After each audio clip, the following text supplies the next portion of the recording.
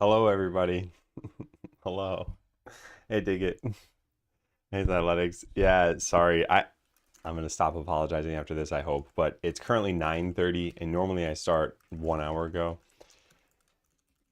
And I mentioned this on Discord, and I just put it in the today command. But yeah, for whatever reason, I woke up at 4 a.m. and I just could not get back to sleep. And usually, after about an hour, I get tired again. And I think that's what happened. Yeah, it was about an hour, and I was like, okay, I'll go back to sleep now. And I just slept like a log. And I woke up and my head felt like it was it was like three times the size it should have been. I don't feel sick or anything. I don't think anything's wrong necessarily. We had a very large get together yesterday at our place, and we did a lot of prep for it and everything, and it was good, and everyone had a good time. And yeah, I maybe that had something to do with it, like that I just needed some extra sleep. I don't know. But yeah, so welcome to the stream. We're gonna start on Monday like how we normally start on Monday. By the way, the other thing too is it's like it's not that I'm not looking forward to today or something. I think the days have been going pretty well. So I'd like to keep them going pretty well, and that involves doing some work. So sustainability, I haven't really been putting in any overtime. I think that's going to change, although whether or not it has to is still questionable just because launch is coming up and we're running out of time for that. In general, yeah, this tenant has been great. All right, bricklaying. What did we do last week? It was bosses and something else. It was all boss related. Yeah. Went through the roadmap last week and identified the top priorities and then worked on them the entire time. Oh yeah, including localization. If that's not bricklaying, I don't know what is. I give myself a 10 out of 10 for last week. Nice. Okay, there we go. Just patting myself on the back for the first part of this stream.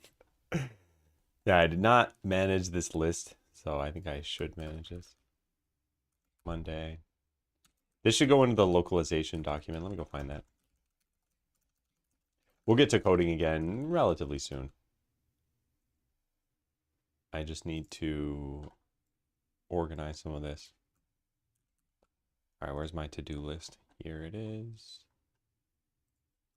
Just paste that there. Looks good. Yeah, basic attack, basic stun attack. I didn't do this for Heart of the Phoenix, did I? Wait, it's not even called Heart of the Phoenix. It's called a Phoenix Elite ability. Yeah, let's write that down. Woke up late, did great last week. Yeah. Yeah, it's just so unlike me. The waking up bit late. And part of it too, our cat needs to be fed at the same time every day. It's 8 a.m. But then daylight saving time happened and now it's 7 a.m. And apparently my wife woke up at 7:11. So like the cat didn't wake us up somehow. And then it was still 2 hours after that. I just can't believe it. I can't believe it. I was already wondering if I had missed you saying no stream, but if you're asleep, you can't put up a message, you'll be late. It means you needed to sleep. Yeah. I'm not like super beating myself up. At least not about the sleep part. It's more about I'm usually on schedule. That's all. And I like take some amount of pride in being on schedule, and I expect it of other people. Now, with that said, I don't know if this has ever happened in stream history before. I've been late to starting a stream, but I've always announced it ahead of time because I knew that like there was an appointment or something. So I guess one time in, if it's 10 years, that's not that bad. Yeah, I hope this doesn't happen again. I don't know if I need to start setting an alarm. I also haven't needed that in forever. Okay, so I wanted this to be done by the end of this week, this to-do list. And we have, I think, about a page. Yeah, and it's not really a page. Like this is all just information. Although it does represent some work we need to do. So I guess it's kind of a to-do list. Let's see. Yeah, this stuff I don't care about right now. So it's add new bosses to their appropriate locations and balance them based on the level we expect you to have. Yeah, so this is the difficult work that we got to do. And I'm guessing the to-do items that we have are only in this one file. Yeah. Hey, Joss, how you doing? Okay. So we need to add in 2 new locations for this. And I put these in the right order, and I said that we could swap things. Did we swap things? Forest, canyon, deep forest, volcano. This is all fine. I guess we did swap the deep forest, so the map would make sense. Everything goes wrong, so nobody wakes up in time. I don't remember Home Alone. I've probably seen the whole movie in snippets when it was on TV, like 10 minutes here and 10 minutes there. But not much of that movie is in my memory. Hey, who cares? Howdy, howdy. Happy Monday. All right, so I had a picture here a while ago that I think is gone now. Oh no. Where did that go? It's got a whole bunch of names on the map, all in red. Did I lose it? It's probably in here. 6 months is a long time. It feels like way longer. Hey Flair, thanks for the resub. Happy half year. I'm excited to try your game in the next, well, however long you're comfortable with, but my expectation is next month and a half or so. But no rush. Yeah, here's the picture I had. All right, so canyon, deep forest, volcano, jungle, crypt, waterways, mines, mountain, inferno. This sounds fine, but didn't I change something around? I just need to make sure this is what we're actually doing here. And I'm reasonably sure that it is. We need the order of locations to match when you would fight each boss. The Yeti requires you that you have mushy, so it has to be sorted toward the end. But I did that, right? Yeah, the Yeti's in the mountain. Alternatively, we could allow for people to unlock any adventure at any point, maybe up to a third boss. Or what is the third boss? The Enchantress. And what does the third boss need? I wrote all this stuff down. Boss mechanics, Enchantress. Good adventurers, Archer, Mage, Warrior. Yeah, well, you might not have the Warrior. Got to happen in the next 2 weeks. After that, I'm going to yet another convention, and I'm showcasing at this one.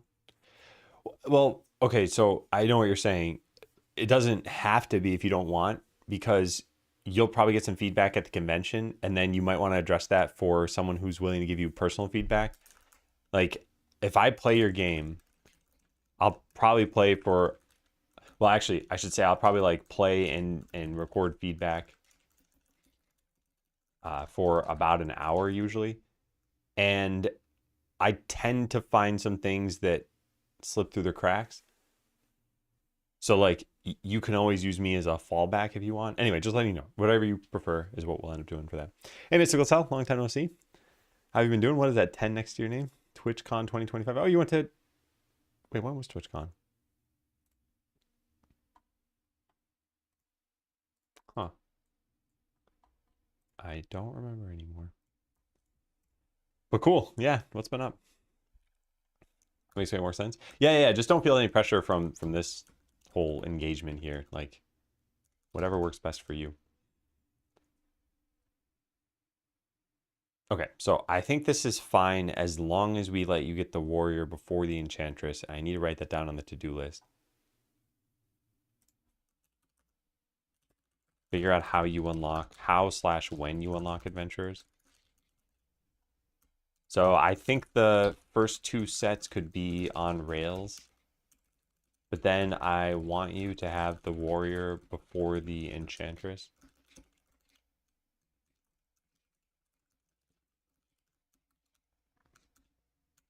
Yeah. Do we just offer all remaining 6 at once? Is that too much? Is there an order that can make your game worse? I don't know. We'll have to take a look at that. Yeah, we'll have to take a look at that. Give me a lot to test with balance. Weirdly feel no pressure at all? Huh. Yeah. Hey, that's good. It's a good way to look at things. All right, so again, we're just looking this over, making sure everything makes sense here. And this order should match this picture that we had that I can't get out of this document, can I? Not easily. Let's copy it out. Let's do it the the stupid way.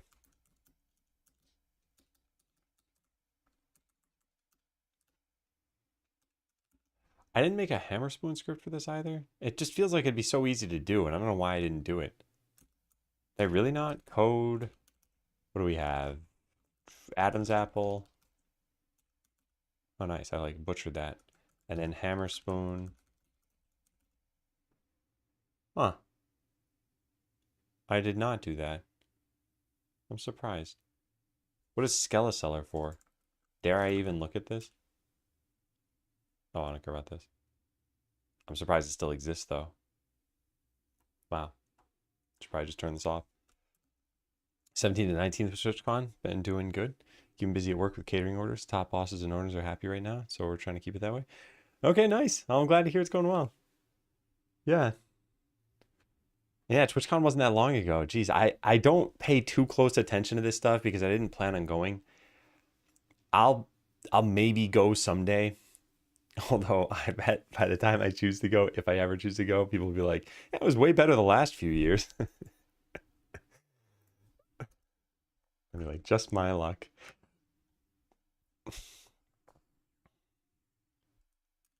All right, I like this order of things, and I think this makes sense. I said slime could be swapped with a crypt, but it's just one location. And what does the slime take? Slime takes... Yeah, the slime could be swapped with a crypt.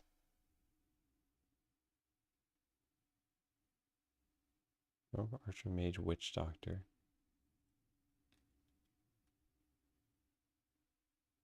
And that's waterways and... Wait, no, is that right? Oh my god, why is it so hard to figure out? Is this exactly what this picture shows? Canyon, deep forest, volcano. No, it's not. So this isn't even right. Okay, that's what confused me. Yeah. So the jungle is where the plant is, then we have to get to the inferno. Okay, so I need to draw a new thing here. All right, well, how about we just do this in Godot directly? We already have the instance map. And I can just add some labels here, and we can figure this out, and then just move the labels around and not even have to use GIMP at all. So let's just turn all of these off. Well, not all of them. Let's turn most of them off. Actually, wait, let's turn off the ones that are different. Canyon. And I'm gonna leave this open on my other screen so I can see what I had for the layout here. All right, so the canyon sounds fine. Then everything will change. So we're just gonna add in a bunch of labels, and we're gonna make these pretty big. And this is gonna say deep forest. Now we gotta make it bigger. Font, just something large. In fact, how about this? Something that generally covers the instance. Yeah, that's pretty good. All right, so that goes up there. Deep forest label. All right, now we duplicate this a bunch of times. Now we type in the names of the other ones. Volcano Crypt Waterways. Volcano Crypt. Guess we don't need label there.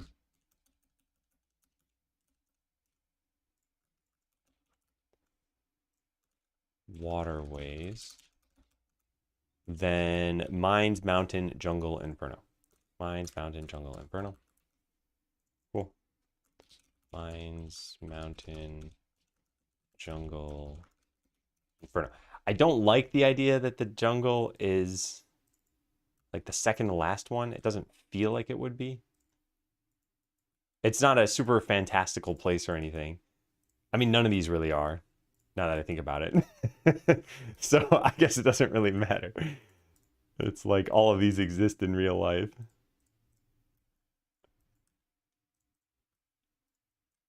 Okay, so now here's everything we got, and we just got to lay them out. Whoops, that's not right.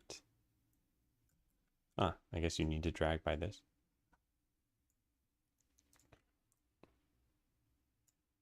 All right, I'm just going to put them somewhere. Now, I wanted the mines in the mountain to be like there and there. And I guess we pop out and go over to the jungle and then up to the inferno. You can confirm it's real. Not an inferno over there. I know what you mean. Hey, Krasner. Thank you very much. I hope you have a stellar week too. Last year was way better than this year. They had a lot more to do and way more exhibitors. Kind of disappointed because it was their 10-year anniversary. Yeah, I only heard some of the negative news from this year's TwitchCon, and it sounded like the CEO said they wanted to do better for next year, although that didn't really have to do with the quality of the exhibits or anything. But I think the heart of TwitchCon is still viewers meeting up with other viewers and viewers meeting streamers. And occasionally it's for streamers to meet viewers, but I don't think it's for the mega streamers to meet viewers. I think it's for them to just be like, well, this is something you got to do. It's how you stay relevant. I don't know if they actually want to meet their viewers.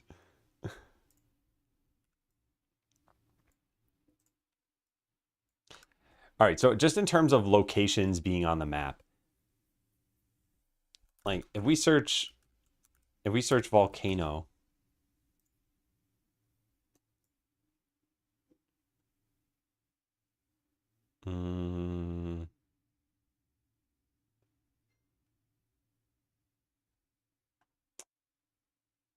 I mean, I guess it can just be in the middle of nowhere. Yeah, okay, fine.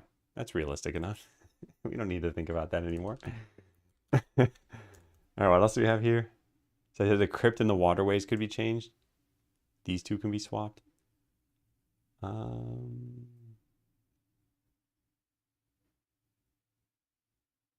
we need to?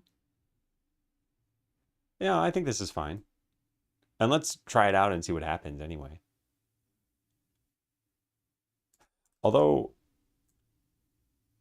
for the Enchantress, the reason, by the way, that this matters is because these are not all interchangeable. Like, we have a graphic that has a path going through them, so the path needs to line up with what we have on the map. I guess we could... Could we make it so that these are not that way? Only kind of. Like, the volcano has an entrance there, so the path needs to go there. So yeah, they're not just totally interchangeable. And I don't want to have Quickie Joe, like, have to redo this art at least more than the one time that this is already going to take. And it's not even going to be a gigantic redo. It's just the path, really. Then we add 2 new locations. And Deep Forest, Crypt, Waterways, Mines. Okay, so... yeah, this looks like it's decent. Put this here. I don't want you to... I like the windiness of it right now. I guess we could do something like this.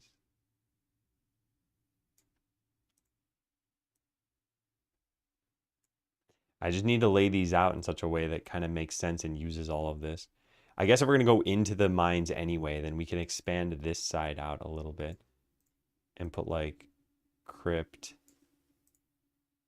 And then the waterways can come over to here. Volcano can be down like that. Then blah, blah, blah, Jungle Inferno.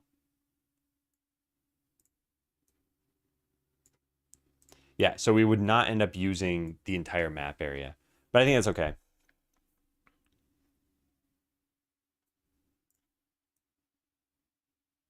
Yeah. We might not even need a location for the mountain. It might just be that this area gets carved out and becomes clickable. That could be fine. In fact, I should write that down so I don't forget that. Where do we have our requests? Yeah, here it is. So the mountain may not need a custom graphic. We could just carve out an area so that it becomes highlightable in the foreground. Yeah, I think this is pretty good. In fact, we could even shrink the battle map a little bit. Because one of the things, I don't know if that's a good idea. I think everything will still fit. If we ever want to add a new location, I guess we just expand it a little bit. And it shouldn't be that hard to do. But let me take a look at this still. So right now, if you were to start the game and you just open up the battle map and zoom out, you have to pan side to side this much. Now, part of it, there's blank space. So if you just pan to the edge of the map, actually, not even, if you just pan from like the grassy area to the other grassy area, it's only that much. So it's like there to there. And what I'm saying is, if we don't have anything in this area, like if this is where this ends, then we can make it so you have even less scrolling that you have to get through. But I also want this to be super dense. I don't know. So anyway, I think this is pretty good. And then do we have a way of drawing arrows in here? I don't know why you would. You'd have to add a graphic in, right? So I could just take a picture and draw this in now. All right, so let's do that.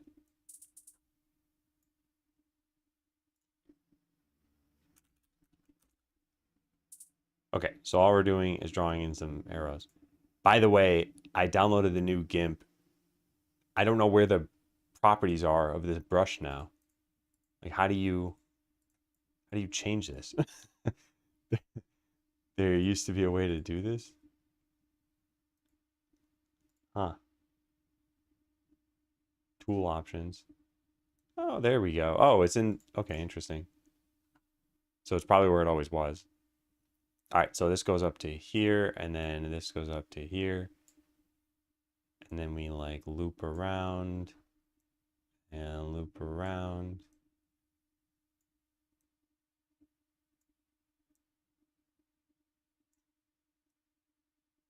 Now, one of the other things that's slightly unfortunate is the path into the Inferno right now.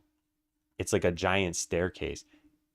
I wonder, can we just rotate this? No, you can't, because then the shadow would look weird, right? Yeah, I don't think you can just... No, you definitely can't. All right, well, I'll write that down too. The Inferno has an entrance from the top of the sprite. Well, maybe we could just rearrange it. I don't know. Maybe this isn't even a problem. But I was going to say, if we wanted this to come from the top, could we just swap Jungle and Inferno here? So the end of the map is the bottom right? I mean, we can do anything. So we do something like this.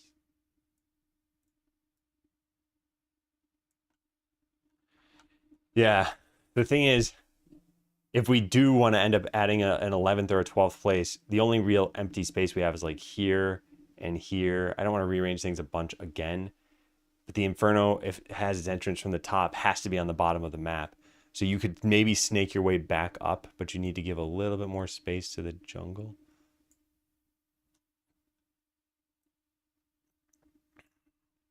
Yeah, so maybe it's something like this. Yeah. And that way, if we did want to do something else, we could go up. Also, it could also snake off of the Jungle, I guess. Something like that. All right, I think this is good. That way we don't need to modify the Inferno graphic. And none of these map layouts really mean a whole lot anyway. Like, as long as the player feels like there's content and they don't have to scroll super far to get to it, I think it'll be fine. So I'll paste this in. I'm going to do this much faster this time. I'm not going to draw the little arrowheads here. So we'll just do something like this, which I should have been doing originally anyway.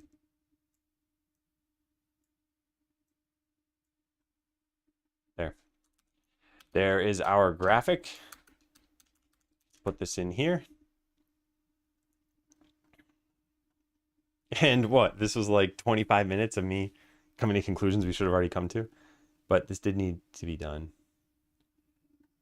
So now we add them all to the right location. So some of these orders are going to change. I need to swap around instance data. And I need to add in the new instance data. Oh, whoops. This is add missing import file. Okay, instance ID. So I'm probably going to mess up save files if I add these in the wrong way. Do we treat these as the order? These are technically location IDs, not instance IDs. Yeah, that's fine. But how do we figure out what the next instance ID is? We do it all through this data. So we should never be checking the actual values of this. But how do I confirm that?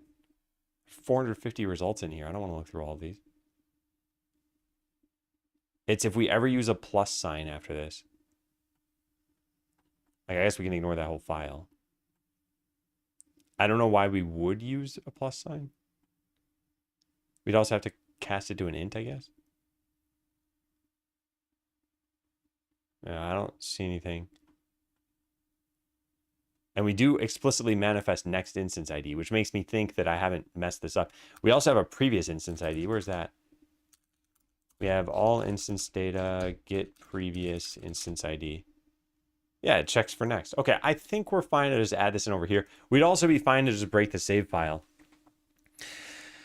The only issue would be for someone who downloads the demo and then saves a file, and they've got like, oh, I unlocked a deep forest. No, wait, but we are changing what these locations are. So yeah, no, never mind. I should have this reflect what this map says. I'm not going to think too hard about this. And even if we break the save file, it's not the end of the world. The game hasn't launched yet. No one save file means that much yet. All right, so forest, canyon. Then we have deep forest. I should just delete all these equal signs, huh? Yeah. Deep forest, volcano, crypt, waterways, mines, mountain, jungle, and inferno. All right, now I put the equal signs in. What, I don't know if it knows to do this, but whatever, fine. Put equals 1 and then change all these. It should know how to do this. I don't know why it's not doing it, huh? Fine. I'll type it in. Although I wonder, what if I got rid of these? Would it know? Strange. I feel like the AI should be filling this in, and it's not, and that's okay. All right, so what did this used to say? Yeah, fishing pond was just the lowest number, and now that we've added 2, we need double digits for 2 of them. Makes sense? Okay.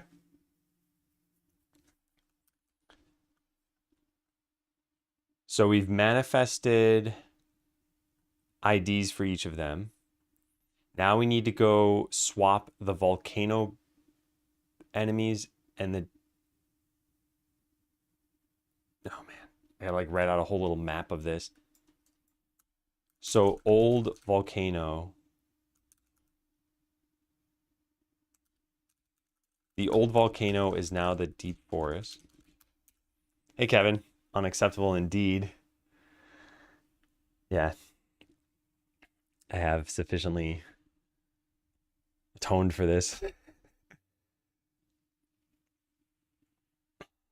We had a big get together yesterday. I do wonder. So everyone left at about, let's say maybe like 9 p.m. And I remember being like, I should really go to sleep. But then I stayed up.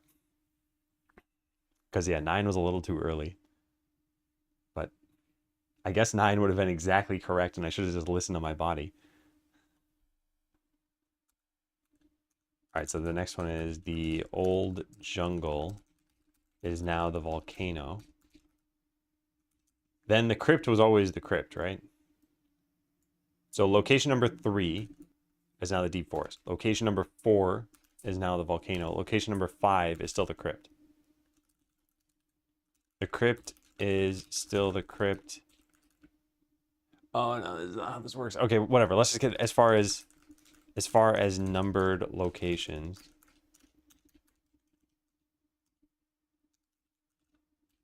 Yeah, then the waterways.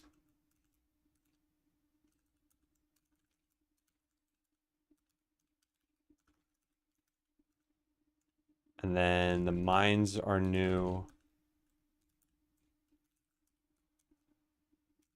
The mountain is new. The jungle is different. No. I'm wrong about this, right? Yeah. Jungle is different. Jungle is now technically new.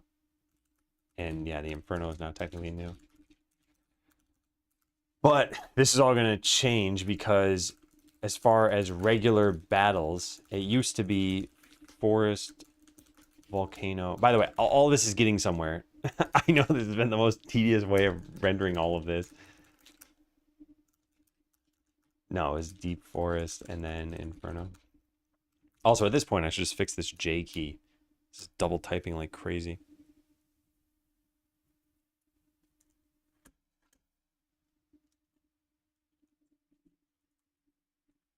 All right. Is this just better? Just now, just ever, just... Yeah. Cool. Gotta go. Meetings back to back. Have a good day. I'll leave you with this rendition of Tarzan. Is this your cat hanging from... Yeah, I was gonna say. Hanging from a towel or something. It's actually a shower curtain. Oh my god. So cute. And that the paws match the curtain. How great. Oh, you have a good day.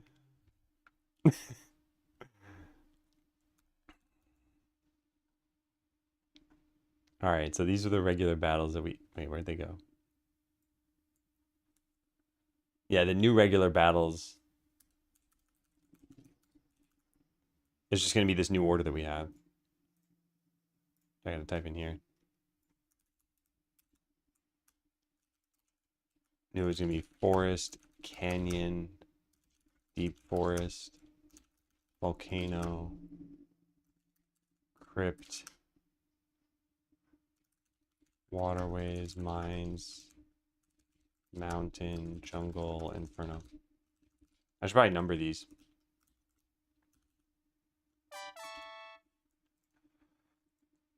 Okay, fixed. Welcome back. Happy third of a year, Athletics. Man, it does feel like it's been longer. Thank you for subbing. Can I make just this into a... Whoop, that's not how you do that. I want to say 1. There we go. Man, if you could have multiple cursors in Google Docs, that'd be great. Because I could have just done all this a lot faster. Guess I could have exported it to VS Code and done it faster even that way. Well, my fingers are already a-typing.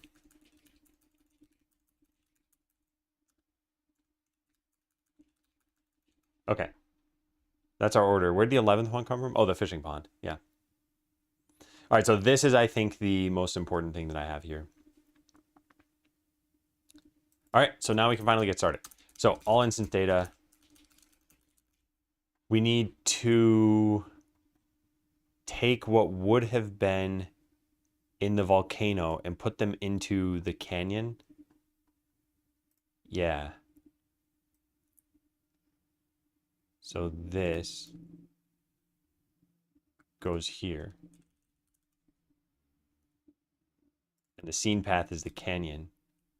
And we're going to need to change the enemies probably at some point. That's going to be a bummer. We may need to change which enemies are at which locations so that they make sense for that location. The volcano bat is currently in the canyon. Yeah. And make sure next instance IDs are correct. That stuff will all be pretty easy. And add the new instances to the map. And yeah. In fact, this is probably not the thing I should be doing right now. Because if I try building, it's not going to work.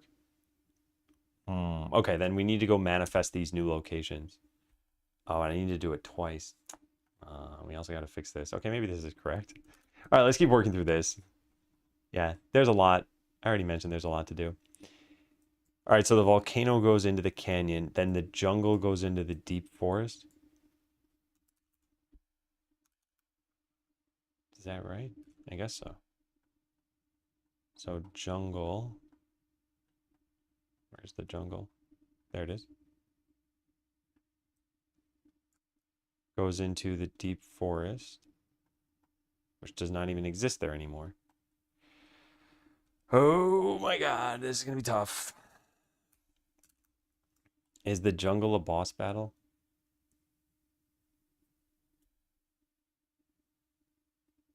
Or the deep forest? The deep forest is not.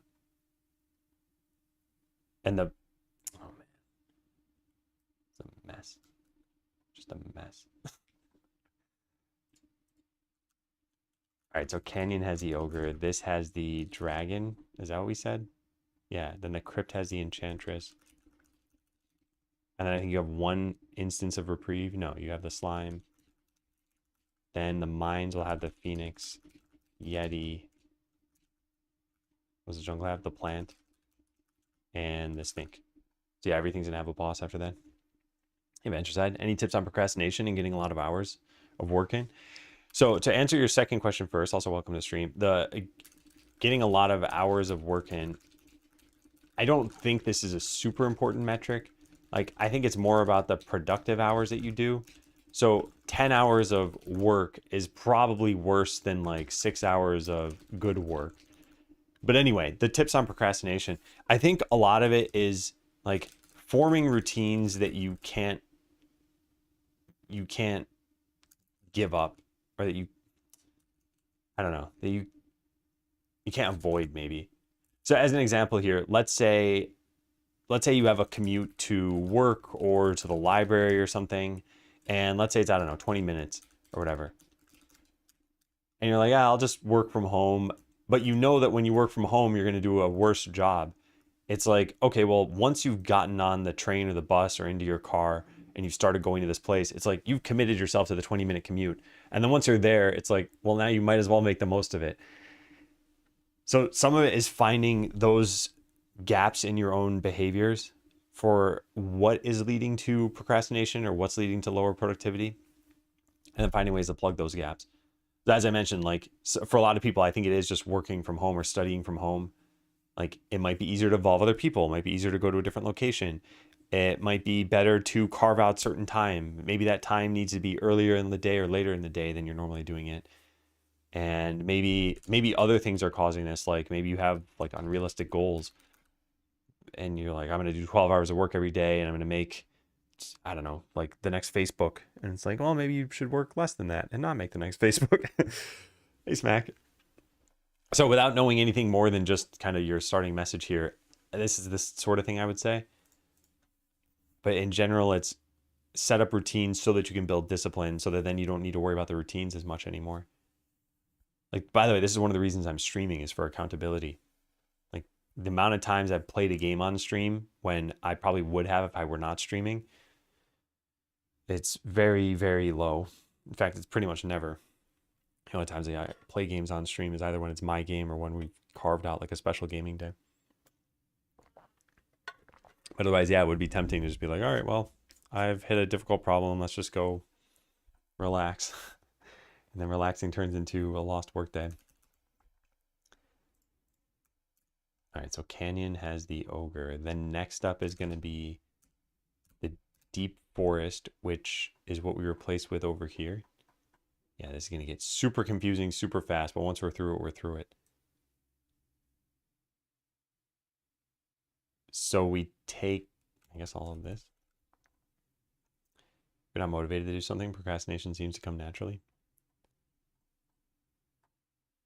Yeah, I always kind of contrast motivation and discipline. Like, motivation is something that's fleeting and sort of feels like inspiration, and discipline is something almost innate to you that allows you to get through when you don't have motivation. Thought about streaming too for procrastination, but I feel like I focus more on the stream than work. I'm not necessarily saying it's a solution for everyone. I think the thing that is more of a solution for everyone is, first, identify what's going wrong, or like what's difficult or what's causing the procrastination. And then second is come up with ideas for how to fix it. And then third is implement those ideas. And then what's difficult could be, maybe you've got 400 things in your life when you can only handle 200. At that point, you're going to probably procrastinate on 200 of those things because you just don't have the time to do it. So maybe it's like, sign up for less. Or maybe, I don't know, maybe it's something else. Maybe you're battling depression at the same time that you're trying to be productive. It's like, those two things are generally very difficult. So like, the procrastination is more work on your mental health than it is just go do stuff. So yeah, it's really hard to know exactly. But if you've tried streaming and it doesn't work, I wouldn't continue to try that. I would try things that seem to address why you're procrastinating. I think I've read a lot of procrastination is due to some kind of fear, like fear of not being able to do the task, fear of, I don't know, maybe it's not even exactly being afraid, but like worrying that you're not going to have fun doing it, or worrying that, yeah, any number of things. And in general, starting those things helps address some of that fear, but that's the opposite of procrastination, is starting. It's just a half.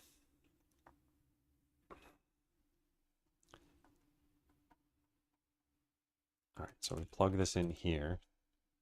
We set this to 70. We set this to, I guess it is deep forest. But then the next instance is going to be the volcano. Recommended level needs to go back down to what the third place used to be. This is why this is so difficult to do. And that's where we plug these things in. Yeah, it's going to be a mess. Oh, that's not what I meant to do. And that's not even where I meant to put that. It was up here. And that's also wrong. What is going on here? Oh, this doesn't have the right thing. Deep forest. And now we get rid of what the volcano had? I guess so. All right, so we are done with forest, canyon, deep forest. The next one is the volcano, and that has the dragon. And we don't have a thing for that. So I guess let's go plug it in. So we got to copy this. And then we got to go down to the dragon. Right here. My God, so difficult. All right, so the canyon is now going to be the volcano. The next instance afterward is going to be the crypt. This is going to have, this is the elite, which is the dragon. Then we have, oh man. So 1, 2, 3, 4. We'd have waterways enemies in here. Is that correct? Yeah, I think so. So the enemies aren't going to make sense for where they are. That's something we'll fix later. And then this needs to look like the volcano instance. Recommended level is probably 3. No, it's 4. When did it go to 3? In the crypt? Yeah. Also, I really hope this ends up working out. If I have to change any of this stuff, this is going to be painful. To be honest, I've already built up a good system to be productive, but I still ask people about their ideas. I think a lot of your points are useful. I do think the biggest weakness of the system, though, is time-wasting addictions, like watching a lot of content. So there are little things you can do that'll just kind of sort of trick yourself. As an example, you can set like a router level block on some site or a game or something like that. I've also seen there was actually a meditation app where you could pick apps on your phone, and then before opening those, it would do a breathing exercise that took like 15 seconds. So imagine you try to go to YouTube to waste time, and instead of seeing YouTube, you see this like bar fill up saying like inhale, and then it slowly goes away, exhale. And that's it. That's all this app does, is it just stops you from getting to YouTube as fast as you would have liked to. And in that time, you should consider, do I still really want to use YouTube? But these things I don't find really work on people. Everyone I've heard of who puts like a block on Instagram, or I think iOS has some like, you can set a time limit per day. So they'll be like, oh, I'll set a 30-minute limit on TikTok or something. Then it says, hey, you hit your 30 minutes, and people just say like, yeah, whatever. Just, I'm going to still use this. So I don't think those are really great. But like you said, you already have something that's productive. So yeah, I think it's just still good to get insight from other people. And again, it's hard to tell from 1 or 2 messages what the actual problem is.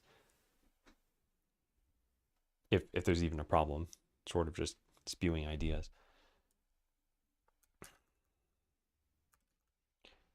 I think, though, there is a lot to be said for body doubling, which is just having someone else present, not even necessarily physically present while you're doing something, and they're trying to do something themselves too.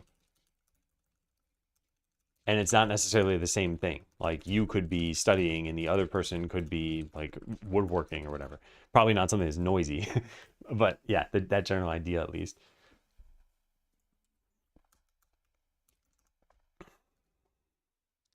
Okay, so we got that, and then the volcano. And the volcano has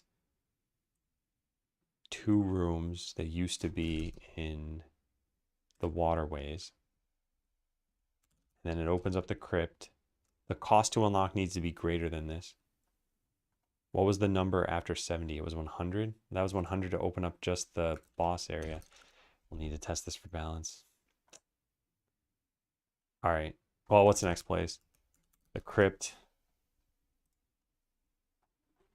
This is just a mess. It's just a mess. Okay, so let's copy the crypt up to here. The crypt now leads into the waterway still, that's fine. The recommended level and everything's gonna have to change. This is probably gonna have to change. So now the crypt is gonna have deep forest enemies.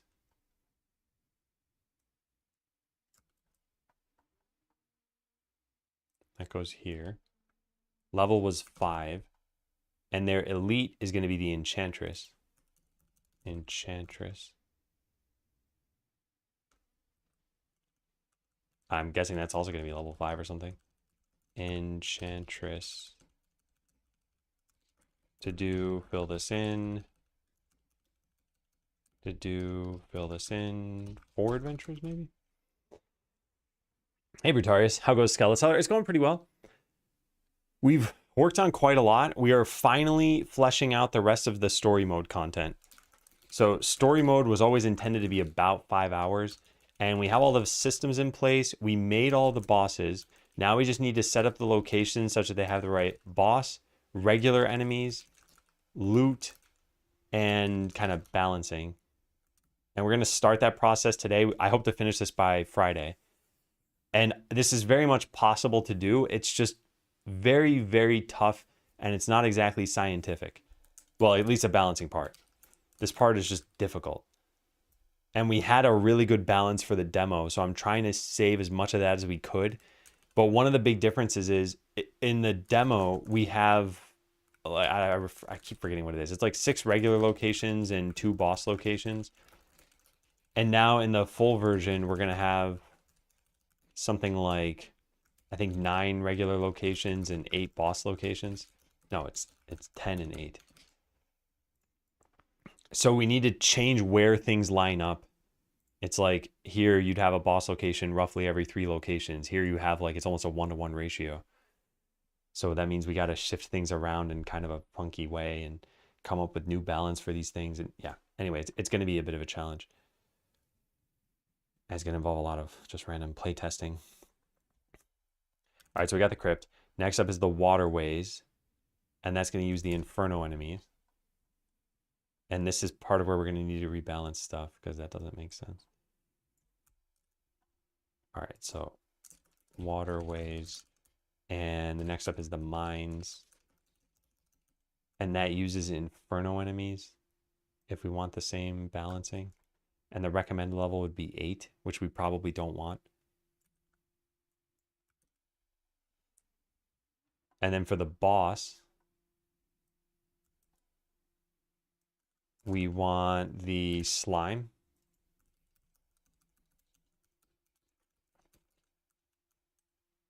Okay. Okay, next up, Mines, Mountain, Jungle, Inferno. And we have no data to pull from this because we ran out of instances. So I guess we just delete all this now, huh? Yeah, I guess so. Yeah, I'm really looking forward to the full release. I'm just so excited. I really, really can't wait. All right, mines are next. Scene path. Don't we have a mines instance? I think we do, and I just don't actually manifest it anywhere. Yeah, I don't. Mines. Yeah, there, we got that. Okay. All right, so enemies, how about this? Let's just put in some like really basic enemy here. We'll just put in a forest bat, a single forest bat, and that'll indicate that we haven't done this. And you know what? Let's also put in 1 volcano bat. So when we see red and green, we know that we haven't finished it yet. And then as far as drops go, we'll have it drop a small blue potion. Great, cool. So that's the regular data. We need to fill this in with new stuff. And then the elite data is going to be, what does this take? A phoenix? but it actually takes in 3 phoenixes. And it has an enemy layout of phoenixes. Why can't I type phoenixes here? Enemy layout. Shouldn't it know that that's weird? Oh, does this not go here? Does it go here? Where does this go? There's an enemy layout somewhere, and I don't know where that is. Enemy layout, yeah. In instance data. Instance data is this. Best overload. What? Oh, it's called layout, not enemy layout. Oh. Okay, my bad. Yeah, my bad. All right, then what's this thing called? A phoenix? Or phoenixes? It's technically not the phoenix. Oh, man. Phoenix trio, maybe?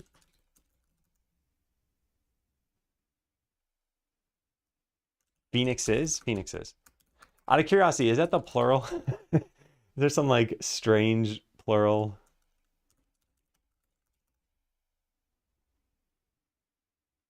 There's not really a plural because there's only one of them.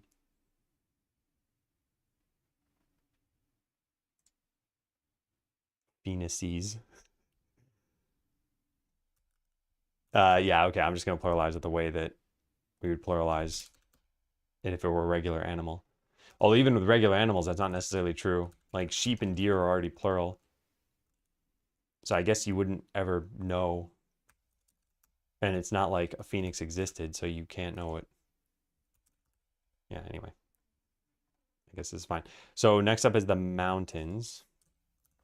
Oh, actually, if we're going to do this, let's delete the next 3 things and cop. Ooh, what?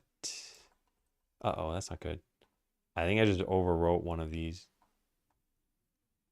Oh, God. What have I done? Where did I just fill in the phoenix? What? Where did I just fill that in? I am going crazy. It's in the mines. But then why do I have... Oh, I've messed everything up. I've messed it all up. What is going on? All right, let me look through this again. The canyon has the ogre. The deep forest has nothing. The volcano has the dragon. Good. The crypt has the dragon again. And volcano bats? What is this doing here? I think we just delete this. Yeah, the crypt should have the enchantress, so this stuff should be gone. Then the waterway should have the slime, and that's down here. Oh man, I really, really borked this. Thought about an idea where you have some task happen before you open an app, and I felt like it could be useful, like the breathing app you talked about, but I didn't think it really existed. Well, I think the whole task before an app is also one of those, like, in the moment, you're looking to get a reprieve from work. So if you have a task or if you have some blocker, you're just going to smush the blocker. Because even that meditation thing, I had that set on YouTube for myself for a while, and then I realized most of the time I'm like, I'm just skipping this anyway. So why even put the roadblock there? And sometimes it got in the way of actual like work stuff I needed to do. Like, oh, there's a Skeleseller video. I need to watch it to try to find that point in the video. And it would add an extra like 10 seconds to the task. And I'm like, no, this is making me lose my train of thought.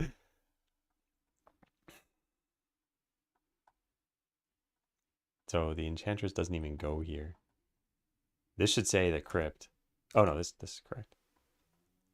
But then the slime is next in the waterways, and I messed that up. I guess we just delete this.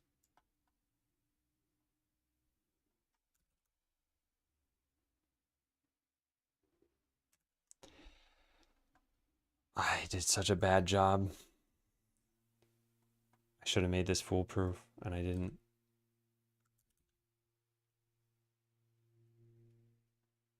All right, anyway, next up is the Mines of the Phoenix. It looks like we have that correct. And then we have the Mountain, Jungle, and Inferno. 2, 3, and then we're done. No, I have 4 here for some reason. Yeah. All right, I don't know what I did.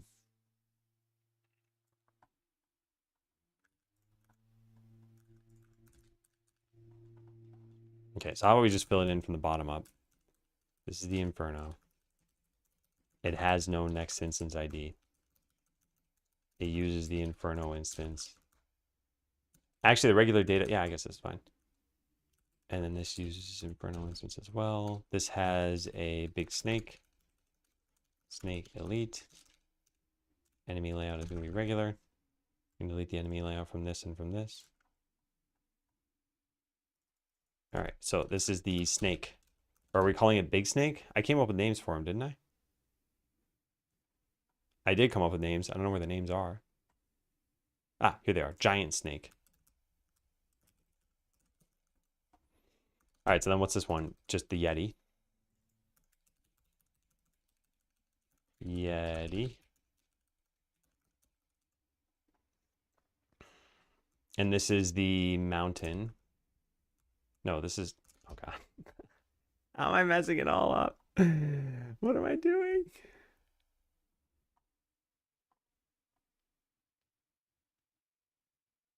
Mines, jungle.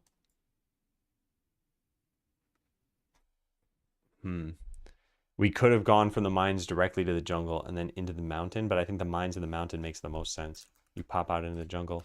It doesn't make sense why, if you were traveling this way, I guess you wouldn't go through... There must be some like natural barrier between the waterways and the jungle. But if you're going to traverse a mountain anyway, what would that barrier be? All this is making me think, should we swap the instance order so that it goes from mines to the jungle and then to the mountain and then to the Inferno? And I'm just thinking, how would you actually travel through a map like this? And if the waterways was your start and you want to get to the jungle, you just walk there because there's just grass. So I don't think we can make this sensibly. And if you were to pop out of the mines, it's like, why'd you go in the mines in the first place if you were just going to leave it? So it's got to lead you to the mountain. So there's got to be some barrier here that you can't pass. And that's the only thing that would make sense. But what would that barrier be if you're willing to walk through a mountain to get there?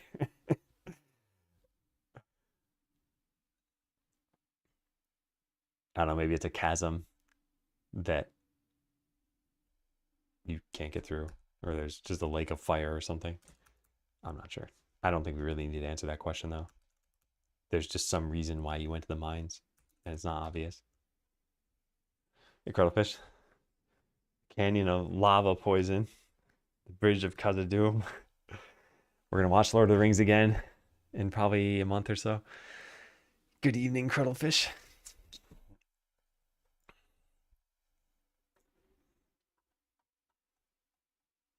All right, so we said this is actually the jungle. So what I've been filling in as the mines, it's fine. We just put this down here. And the jungle leads to the Inferno. This leads to the jungle. No, this is the mountain. Oh my God. I just can't win. I've messed every part of this up. All right, we'll make this look like the canyon for now because I don't have anything else. All right, we're probably fine there. Yeah, this can look like the jungle instance because we actually have that. All right, so Phoenix working our way back. This is the plant, and we're calling it the... What are we calling it? Killer Fly Trap. And the slime is supposed to be called... I'm going to call it Ugly Slime. We are going to go with that. So this is Killer Fly Trap, and this uses the Plant Elite.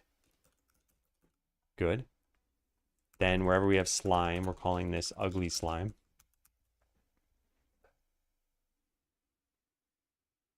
Next month was our private marathon? Yeah. Yeah, my wife and I watch pretty much every year. Last year, I actually showed my parents who had not seen Lord of the Rings somehow, and they liked it. And this year, we found another friend of ours is really into Lord of the Rings, so we'll probably invite them.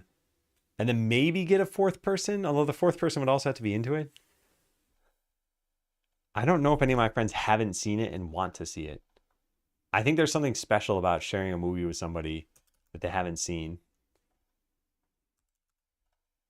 But yeah, how often can you do that with a movie as old as The Lord of the Rings?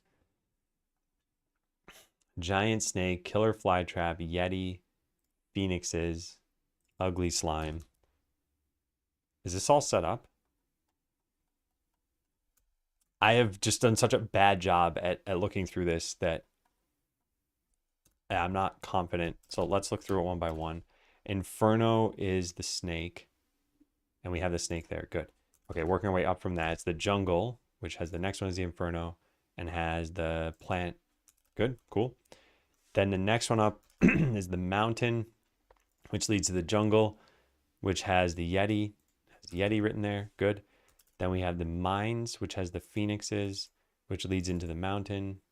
Also good. We have the waterways, which has the slime, which leads into the mines. Slime, slime, slime. Yep. Oh, wait. Is this a slime elite? There are 2 slimes in here? No, that didn't even exist. Then we have the crypt, which has the enchantress, which leads into the waterways. And then everything else should already be done. Yeah. Okay. All right. So next thing we got to do is go into instance map and figure out something. Maybe it's not even in the code. I don't think it is in the code. I think it's in the actual instance map. I got to go make new points for this stuff. So I guess let's delete all of these. Oh, this is going to be difficult. No part of today is apparently going to be easy for me. All right, so this order has to change. And somehow we know what the paths are? Because they're named. Yeah, except for these paths aren't going to make sense in the future. Okay, that's okay. Worry about that in a bit. All right, so we got to consult our map. And we need to, okay, how about this? Before I do this, I should probably just take a break so that I come back and I'm not interrupting this task. So how about we do that? Is it jump time? It's jump time.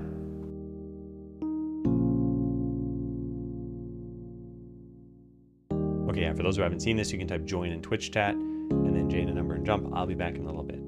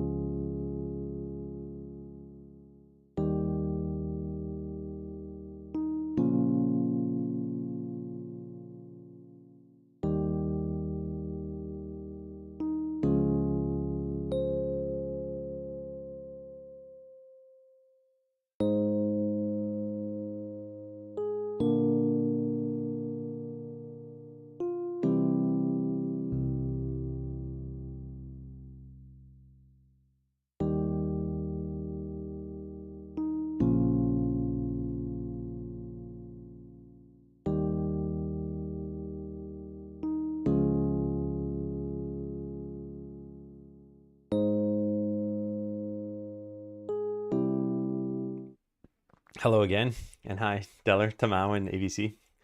Close the game.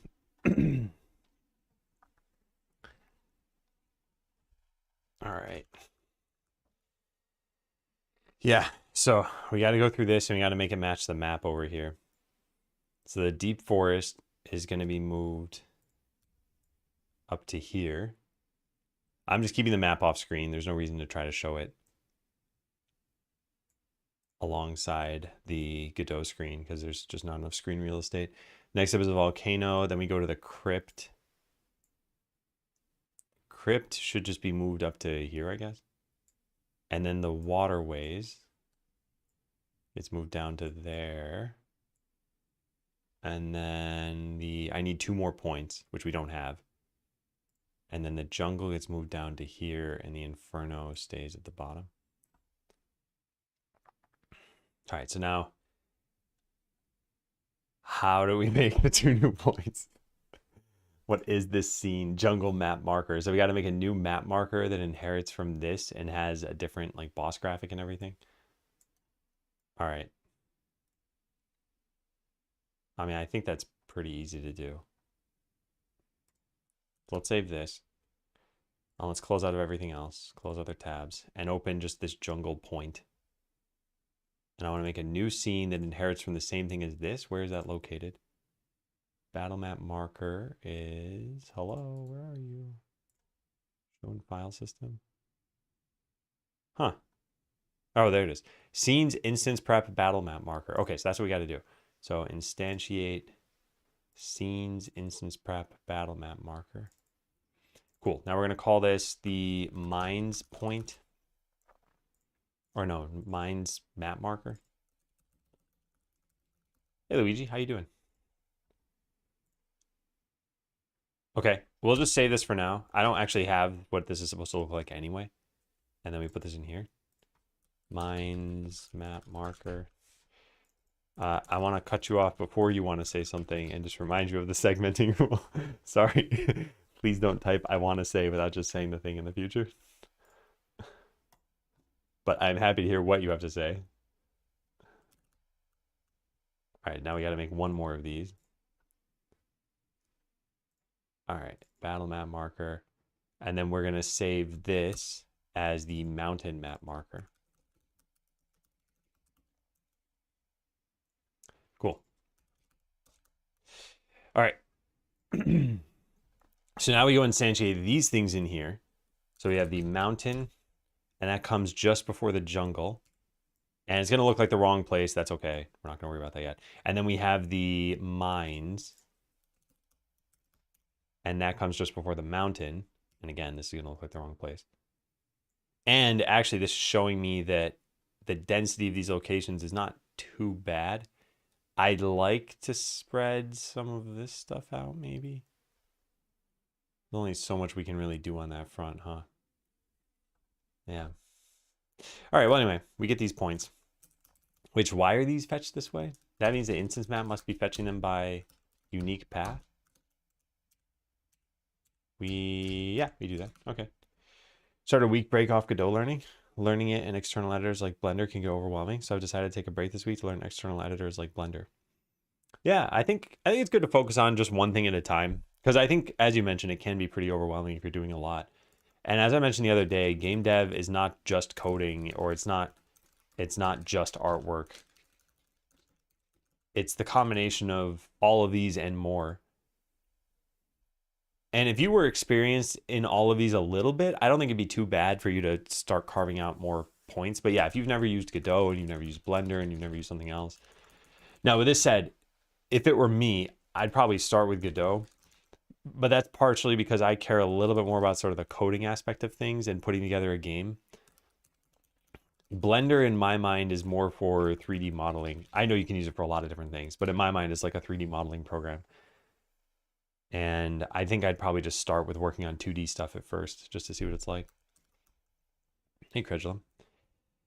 Game dev is being a programmer on hardcore. I mean, it doesn't have to be. You don't even have to program in order to make a game. You could, well, you don't have to code, I guess.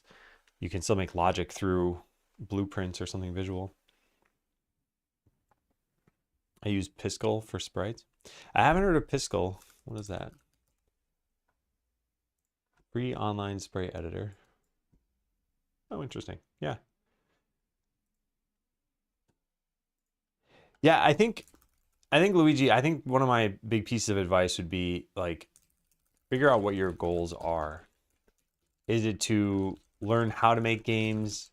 Is it to make a game? Is it to make game art and not the coding? Is it to make money? Is it to become famous or something? Like it can be anything, right? You could have any number of goals you could possibly want. But I think that way you can figure out if your plan is in service of those goals. And it could just be to have fun. If it's have fun, then I mean you're the best judge of whether you're having fun. That's why I think it's not that you have to be super goal oriented once you're in the pursuit of something, but I think ahead of time figuring this out and then figuring out like what is the best path for that. Because if it is to make money, let's say, then yeah, there'd be a different path you take from if you're just having fun, which might be a different path from if you're just trying to learn how to make game art. Could be anything. All right, so now we need these paths to make sense. So forest, canyon, then comes the deep forest. Okie dokie, so that goes up there. And then the volcano path, and then the crypt path. And then waterways. Then we need mines and mountain. And these are all just, these have modified graphics? They do. So we can just copy two of these and call them different things. Yeah, let's copy this and call this the mines path. Copy it again and call it the mountain path. And then, yeah, all this is going to get messed up. So we just need these to look kind of sort of close to where they're supposed to be. And it's definitely not going to work correctly, and that's okay. So then the volcano path goes over here. Crypt path goes over here. The waterways path goes over here. Mines path goes over here. Mountain path. Yeah, like I said, none of this is going to look correct, and that's okay. And the Inferno path. Sleeping in gang. Hey, Sinistella. Welcome to the stream. We're both late. Ooh, okay, let's try running this. I don't know what we're going to see, but there's going to be a lot that's wrong.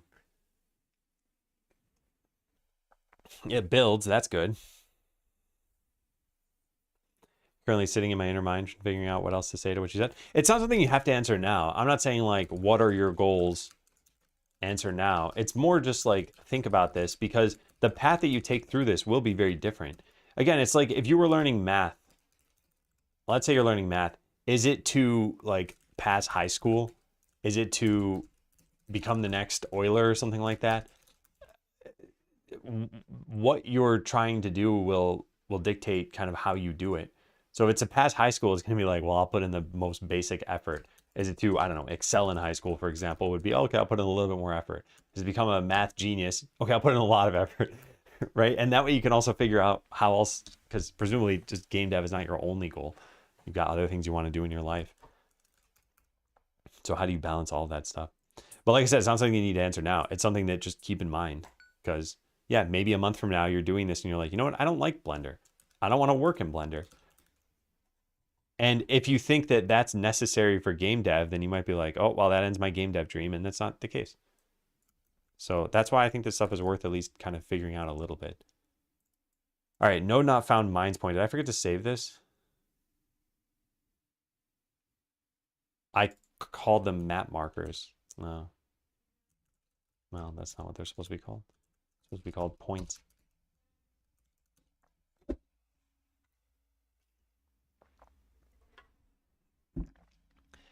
All right, let's try this again. Yeah, so it's still broken, but now it's slightly less broken. Missing data for the following keys. Where is it missing data? All data. Oh, for challenge mode? Probably for challenge mode. Oh, this is misery. That's what this is. Because I need to replicate this same structure that we had and then overwrite the enemies and the loot. Also, one, I'm not saying I want to quit outright. I want to break from it before it gets turned to something else. Yeah, no, I got you. Yeah.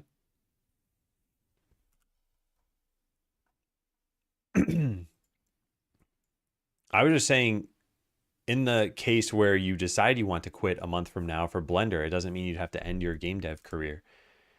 So it's like anything else. Let's say you have, I don't know, a cookie recipe, right? And you've got flour and you've got sugar and you've got butter and you've got a bunch of other things, and you're like, oh, I'm out of flour.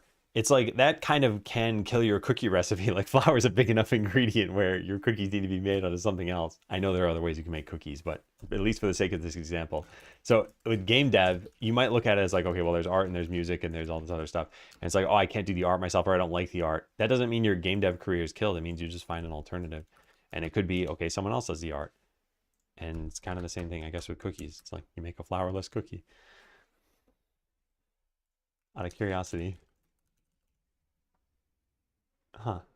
Flourless cookies look pretty much the same as regular cookies. What do they have in them instead of flour? I just want to view any of these recipes. It's literally peanut butter, sugar, and an egg. Okay. I don't know if that's really a cookie.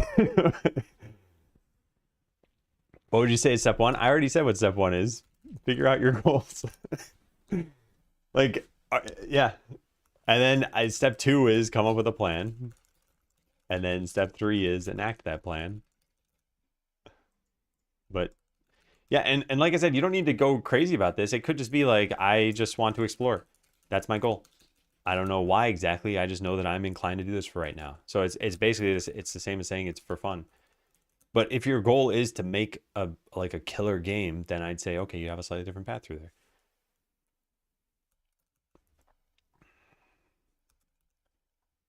And again, I'm not saying you have to do step one on stream right now and like tell me what your goals are.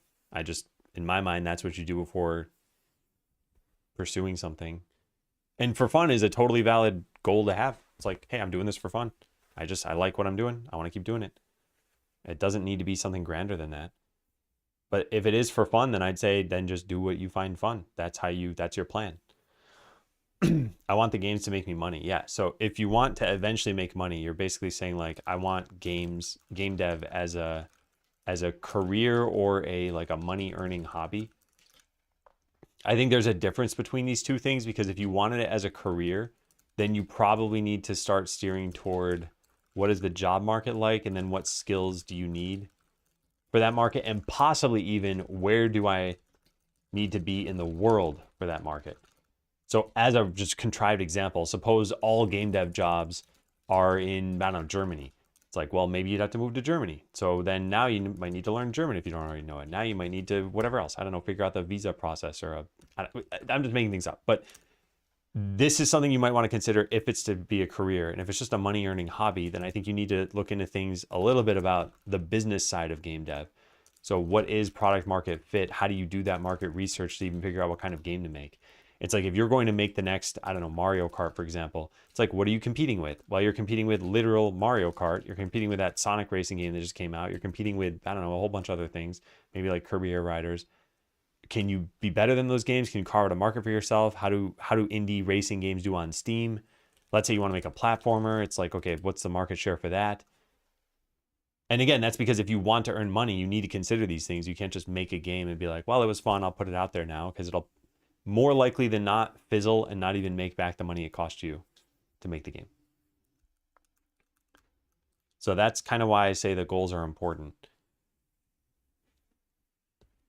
And anyway, if just to give you a little bit more here, if your goal is to eventually make money, I think the way you start this is by just like learning as much as you can about game dev for now, and then eventually shift toward trying to release small games. This is the biggest piece of this puzzle, and I can't put as many asterisks around this as you might need for this, but small in this case would mean like about 1 month of dev time, maybe 2 months if you want to stretch it, because by the time you're actually done with this project, it will probably have taken you 3 to 6 months in reality. So you set out for a 1 month project and it takes you that long. as opposed to, oh, I'm going to make a year-long game, and then it turns out to take 3 years or 4 years or something. Hey, Brave. Not to mention the first game you make won't be the one that makes you money. Game dev is a big learning curve with a lot of stuff. Yeah. Yep. Yeah. So look, I think you are starting out on this journey. You are very young.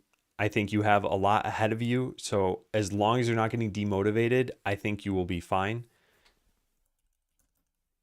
And yeah, I think this advice is probably enough to go off of for now to just like, yeah, just pursue things. Like you said, you're taking a break from Godot and you're focusing on Blender. That's reasonable. Yeah. And like mess around in Blender. See how would you do things. Try tutorials. Try whatever, just kind of freestyling for a bit. Then if you do end up getting back to Godot, then you can see, okay, what do I want to do now that I have some modeling under my belt? All right, so here's the issue with all of this stuff. We need to basically have the same data we had before, but this time with different loot or different enemies. And I haven't come up with all the loot or enemies. So maybe what we should do is just plug in nonsensical data in here. I think I'm going to do that. So this comes before the jungle. Where's the jungle? This is going to be the wrong order too. In fact, none of this stuff's going to work because we don't even have the jungle in the right order here. So I guess I'll just plug this in here and we'll just say that hopefully that works. My problem is I plan a lot into the game, forget to document it, and forget about that idea later. I don't think planning a game right now is a good idea. I think all you should probably, if I were you and I were starting out, I'd focus on just cloning other games and learning the skills it takes to make them and not try to produce the games just yet. Like your main focus, in my opinion, should just be like the learning aspect because there's a lot to learn. First take on a game is going to be a 2D side-scroller RPG. How you liking it so far, Brave? A couple weeks in my game, and today was the first day where I kept testing because I had a whole bunch of fun. That's a good feeling. Yeah. It is neat.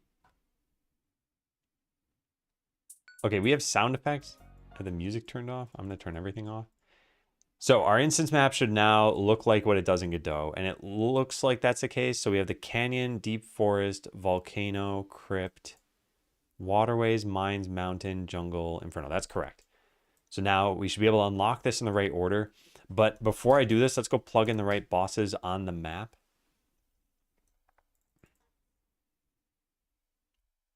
I don't think you should remake a Sonic game at first. I showed you the 20 games thing. Like I said, I think, I said I couldn't put as many asterisks around this as I need to. I think small games is important. Like Sonic the Hedgehog was a fully, even if you're just looking at the first one, was like a fully made game with however many, like 8 levels and a whole bunch of animations and mechanics and I don't know. Like I don't think you should necessarily do that. This 20 games challenge has some very, very small games at first. Like seriously, Pong is a very good entry to make at first, just to realize like what goes into making a game. And yet it's so simple to understand. Not the game dev part necessarily, but Pong as a game, you could basically put like a 3-year-old in front of Pong and they'll probably figure it out very quickly. Like you press up, you press down, you try to catch the ball. So the mechanics are incredibly simple to understand. The graphics are the simplest possible graphics you could ever make. If you look at the game Pong, I don't think it used anything that wasn't a rectangle. And even the fonts you could kind of count as rectangles because like look at how they drew a 3. You could really think of it as just 4 rectangles if you want. So like literally everything in Pong can be drawn with a rectangle. There are very few games that are like that.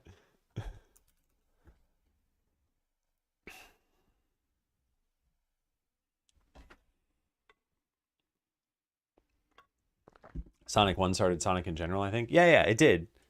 But I'm saying I don't think that's a good choice as a first game to make because it's already too large of a project.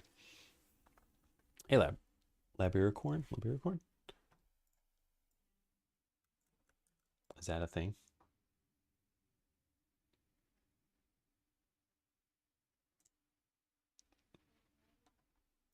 Labby works. Okay. I'll write that down.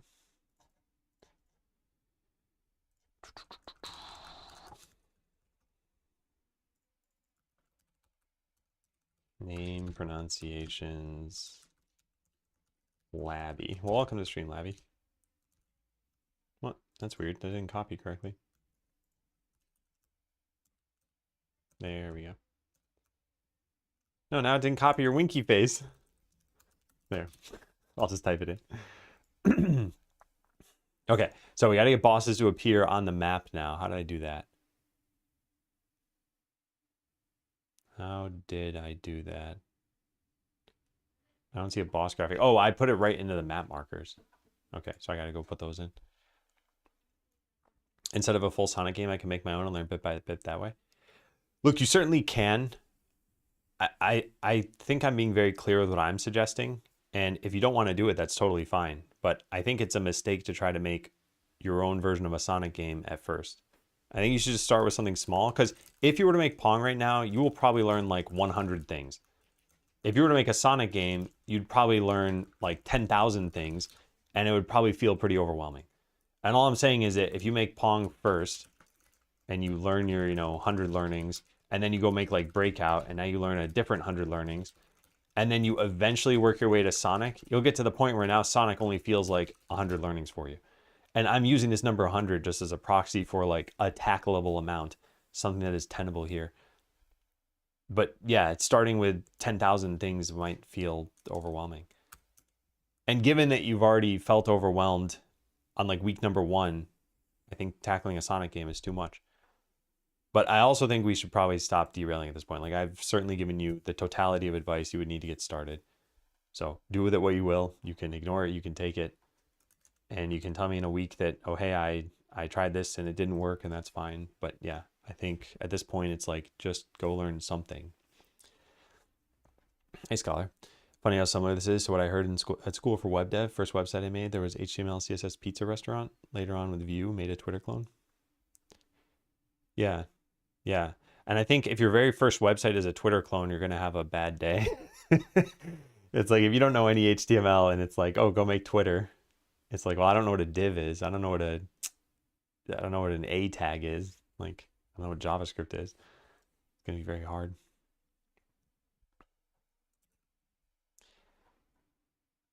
Okay, so bosses on the map. We got to go over to here. So Forest Point doesn't have one. Canyon does. Deep Forest is going to have what exactly? Well, actually nothing, I guess. But then the volcano is going to have the Phoenix. Okay, so we go into here, we turn on the boss graphic, and then we change the boss graphic. I guess we just make new sprite frames for this. We wanted them to be animated, though. This isn't animated. I guess because I instantiated it from the other thing, yeah. So where's the canyon map marker? It's not animated here either for some reason. Oh, just because I didn't hit the play button. Okay, there we go. Sure. Okay, so let's go plug this in. New frames. And then what do we use? 5 FPS for this? Okay, I think that's reasonable.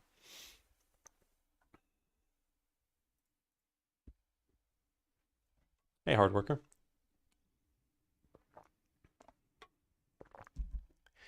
And hey, Suran. There's a lot of today's system in general, not enough foundational focus. I think it all depends on what you're trying to do. I don't think there needs to be necessarily more foundation. It's like, I think a lot of these coding boot camps start you with a bunch of frameworks and then they teach you full time.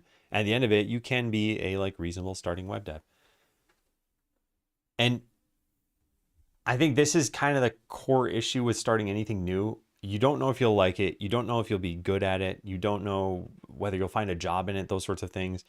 So you got to start somewhere. And then if you find out that you like it or you find out that you have a job in it, now you can go learn those other things, potentially. I think there are ways that you can set yourself up for failure, but I don't think there's a way to set yourself up for like permanent failure.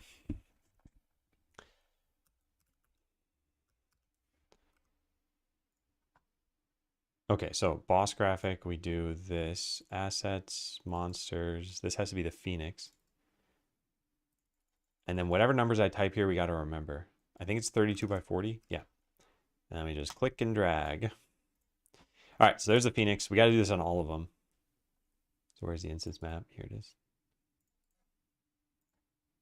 All right, Crypt is the dragon. We already have the dragon set up.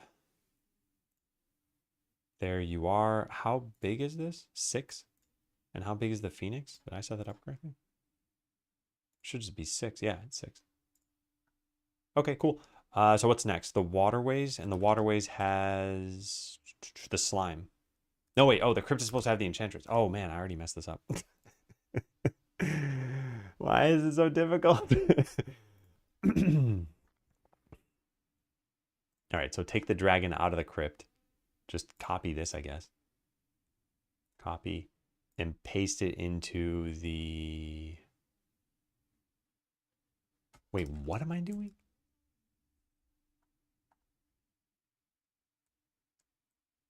The volcano's supposed to have the dragon, yeah. And the mines are supposed to have the phoenix. Okay, okay, I gotta I gotta back out of this. I gotta copy this over to the mines. This is so confusing. It's just so confusing.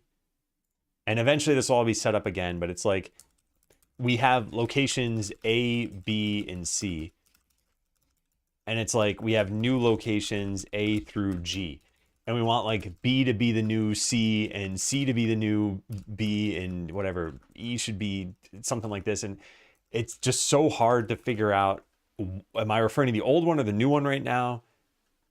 And yeah, and I haven't internalized this order myself. We will eventually figure this out. So now copy this over to the volcano, paste this here. Good, so now we have a dragon there. We should probably move these around. Yeah, I love the art for the bosses too. Quickie Joe made all this stuff and it looks great. I just feel like it can be a hindrance if you don't understand how that framework functions, especially in this market where AI can basically replace you if you are an intermediate. Yeah, and I think eventually it's something that's maybe worth learning, but I guess I look at it like we've always used computers to cut out grunt work for something. And if you think about it with math and calculators, it's like how many people can do mental math as well as they could? And not a lot. People just rely on their calculators. If you ask the average person, like, what's 15% of 300 or something, I think they'd go to a calculator to figure it out. And you don't need to know that it's 45. But is that hurting people? Like, not really. Maybe if they went into a career in math, it might. But like, this is just one skill out of many that you need to be effective at some job. So I kind of look at it with frameworks being similar. Like you could go learn how the underlying framework works, or you could just learn the framework. And if you're effective at your job, you're effective at your job. And if you ever need to dig into it more, then you hopefully could. And I kind of look at this similarly to how many people nowadays know assembly. It's like, this is what your code is turning into in the end anyway. Do you know it? Can you write it from hand? Does it matter? Not really. Can't you just consider something like C to be a framework for assembly? And I'm asking this on a very high level. Like I know what I would say for this sort of thing, but I guess that's what I'm getting at least for the analogy here. First work is to refactor some 6-year-old project. Yeah, that's not going to be fun. I enjoy the challenge of mental math. Yeah. I'm not saying people don't enjoy it or don't know it still. I'm saying that the majority of people probably don't, and that it's not hindering them. Because the overall conversation here is about learning frameworks without foundations. And it's kind of like learning basic math and then just rejecting it all for a calculator. Hey, Phil. That makes 2 of us. All right, so we have those set up. Now, what's supposed to go into the crypt? The enchantress. So we go to the crypt, we click this, we click this. Now, the enchantress is not a large sprite. So we can pull their graphic out, but then I wonder what we should do. If we should make it only size 3. The Enchantress Elite is the blue one. So where's the blue one? Right there. All right, so this one needs to be 16 by 20. And we add all of these. Oh, you know what? I guess 6x would also work totally fine. Okay, we'll just save that.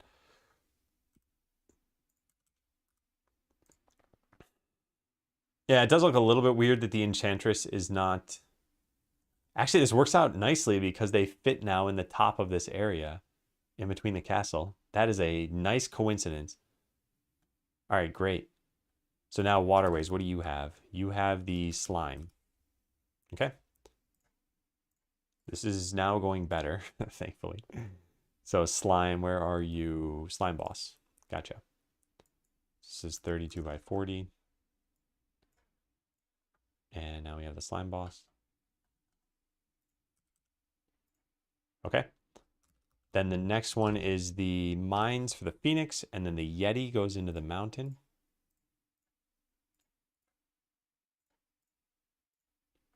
Where are you, Yeti? Whoops. Come on. No, no, no. There we go. Hey, Dozy. Hard to strike the balance between practicality and mastery or something. Naturally, the market and what pays you will always be more heavily considered in that case. Yeah, and also mastery isn't ever really needed, I think. You know, more and more, and I mentioned this on stream. I know you just started typing today, and maybe you haven't joined before this, but this is a very common saying of whatever, 80% of success is showing up. I am seeing so much evidence of this in so many different aspects of life.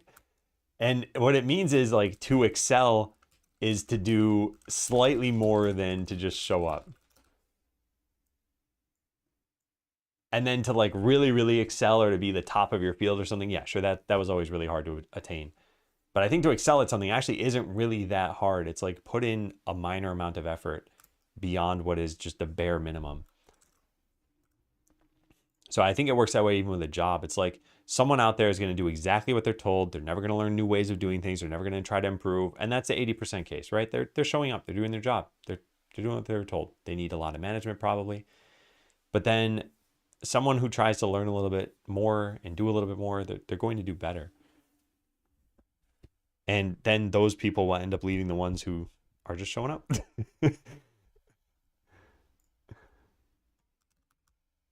All right, so next up is the plant boss in the jungle, and then finally the snake. So plant and snake, that's all we have to do. Where is the plant? There they are. And then finally the snake.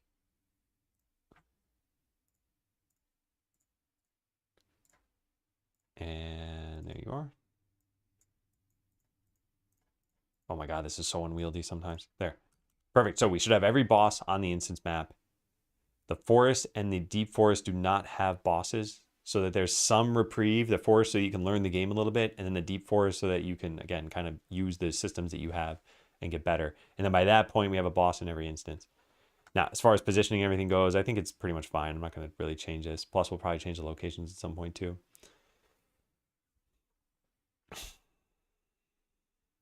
You didn't just describe me? What, the just showing up part? As a vibe coder, I run into code I don't understand all the time, and most times the LLM can explain it well enough to help me troubleshoot. Sometimes I had to look up the spec or do some Googling to help the LLM out. Yeah, it's going to be interesting to see what like pure vibe coding can do. I was talking to a friend of mine yesterday, and she's trying to make a site for her book club. Well, trying to. She's already made it. But she is a professional coder who is pretty senior in her career, and she could do this from scratch, but she wanted to try vibe coding specifically. And she said that it's been quite an experience. I mean, pretty much all the other things that experienced coders say about vibe coding. So yeah. And I've only tried vibe coding pretty much just the once, and it went pretty well, but I needed something very basic. I think it's fantastic for like one-off tools that you otherwise don't want to spend like 2 hours writing.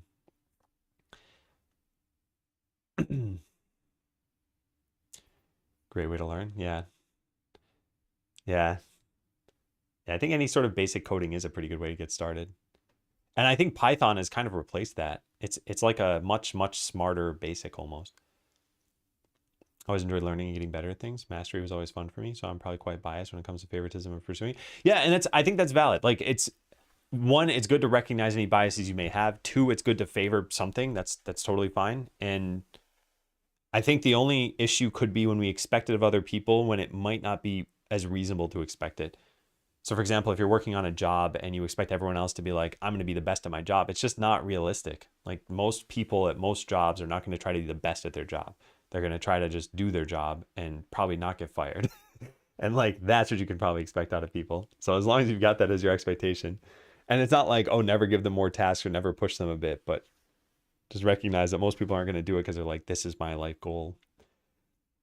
What is a percent sign in the tree view on Godot? That means that it is named uniquely so that anywhere in the scene you can call get node and then use that name and you'll fetch that particular node.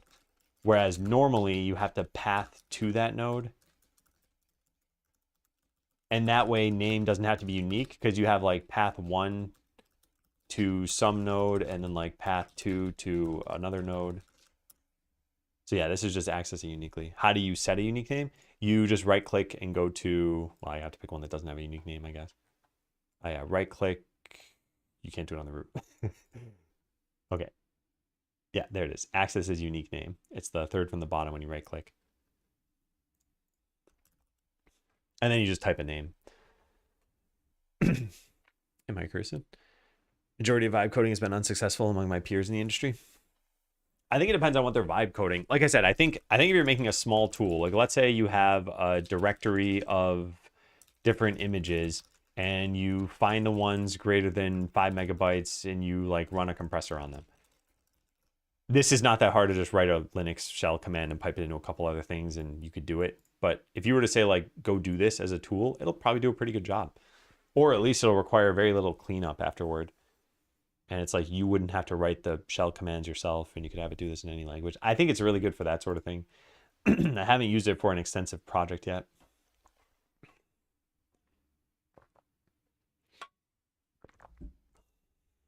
I do my best to learn stuff, but it's hard sometimes. I fight myself with how I don't do enough in the day as it is. I'm not saying this to like get anyone to beat themselves up about this. I think everyone has a certain work-life balance and everyone has different goals. And if something doesn't fit in your life right now and it's not a goal of yours, yeah, I don't think you should feel bad about it. And I think it's okay to be part of the people who are just showing up. Ideally, you have some hobby where you invest some of your time or effort or have some passion about it, at least.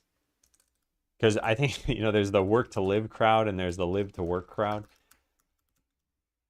And I think a lot of people are in this case where they're just like, I'm working because I want to live my life and I need money to live my life. And there are some people who are like, my career is what defines me. And they're in this live to work space, and that's fine too. And I met both kinds of people. And even working with one of them just at a like high stereotypical level, neither one is necessarily better than the other one. The live to work crowd can potentially be too intense. Okay, so we're going to go through the map and just make sure the bosses look correct and the instances look correct. So this is the forest. We have a regular fight. We win it. We're done. Now we go to the canyon and we see the boss. And we can fight the boss. And now we should see the canyon instance. This is all we're going to do right now. Okay, cool. So we win this. It says elite defeated. Ogre no longer terrorize at Port Canyon. And now we can fight the regular battle here. This should say locked on it. That's actually a problem. After beating a boss at a location, but not the regular battle, the next location should say locked. It currently shows unlock after you beat the ogre.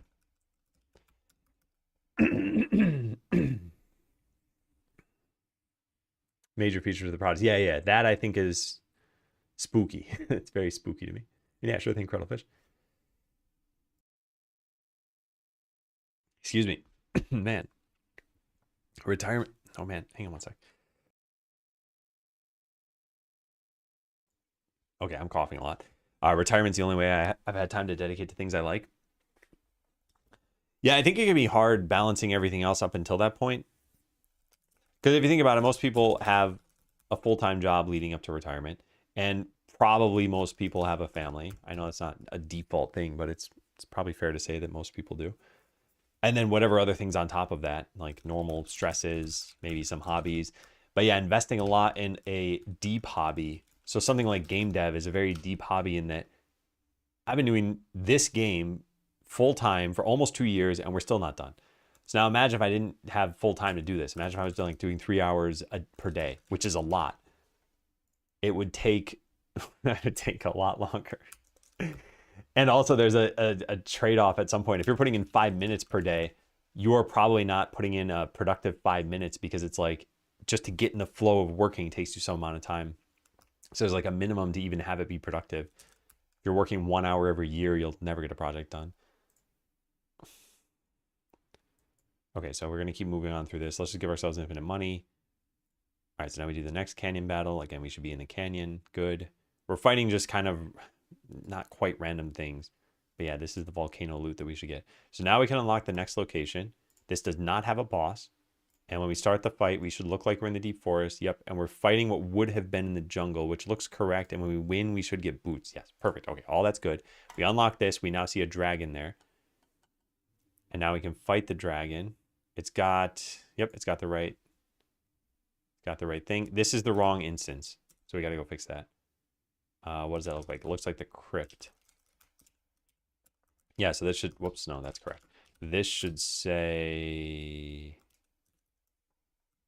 volcano. Okay, so we fixed one problem so far. But let's say we beat this, and now we go fight in the regular battle. And this said the dragon will be missed. Yep, that's good. So it knows that we beat the dragon. Now we're fighting in the volcano, but against waterways enemies. And we should get a bow and a red potion, I think. Yeah. Okay, good. Now we go unlock the crypt, and we should see the enchantress. Perfect. Enchantress dwells here to do fill this in. That's totally fine. I haven't actually filled it in. Fight the enchantress. This is the crypt. We are fighting the enchantress fight. We win it, and it should say elite defeated to do fill this in. That's totally fine. Then we go fight the regular battle. Again, we just need to test every single location on this map because I just changed everything. So we're still in the crypt, and now we're fighting the deep forest enemies, and we should win mana potions and canes. Good. All right, we go to the next place. We have the ugly slime. This looks like the waterways. Looking good. I like it. We win this battle. Elite defeated. That's fine. And now we fight, and we should be fighting 9 enemies in the waterways. No, that's not right, is it? No, that's not right. And it's in the wrong place. Yeah, it looks like the crypt, but it's also the wrong enemies, right? This is the same data as last time. Okay, let's go pull this in from over here. I just made assets for my Pong game. Shall I show you it? You're welcome to share that on Discord, but I mean, the assets for the Pong game should just be rectangles, right? Hey, Rex. Think the best way to succeed is to be fairly critical, but not critically harsh to yourself? Yeah, I think so too. I think people need to cut themselves slack in general. Just got a PR to review, 138 commits. Found watching other people to be really helpful to passively pick up game dev, chiptune music, pixel art. It's made my time spent outside of work more productive. That's cool. Yeah. Yeah. Okay, so we got to go to allinstancedata.cs and give this the Inferno enemies, which are there. So copy paste all this stuff into, wait a sec. Yeah, into here. And then copy paste all the items into here.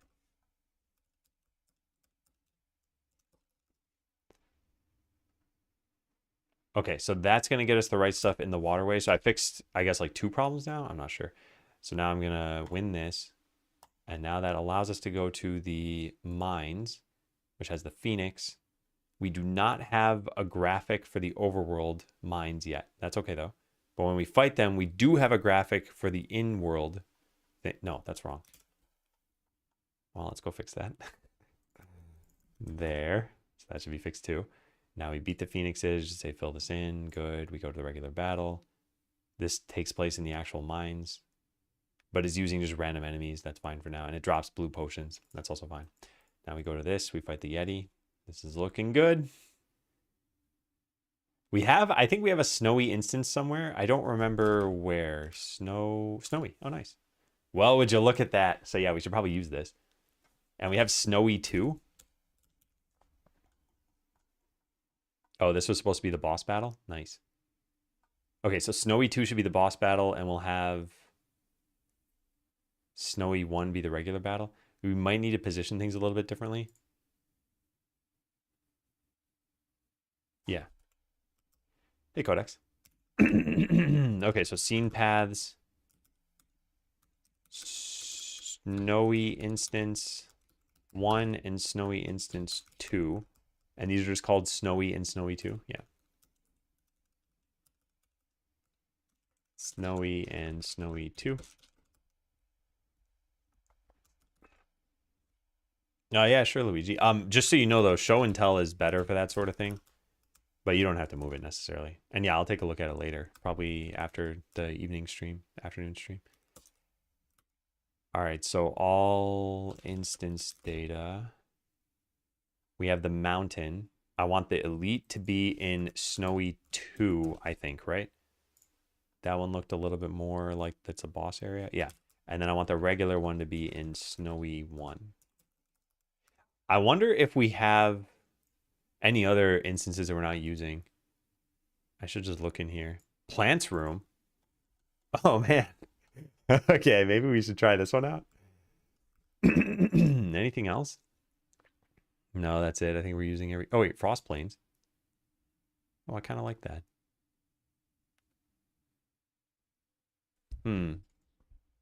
Yeah, I think I like it over the snowy one. I should probably write this down and clean up somewhere.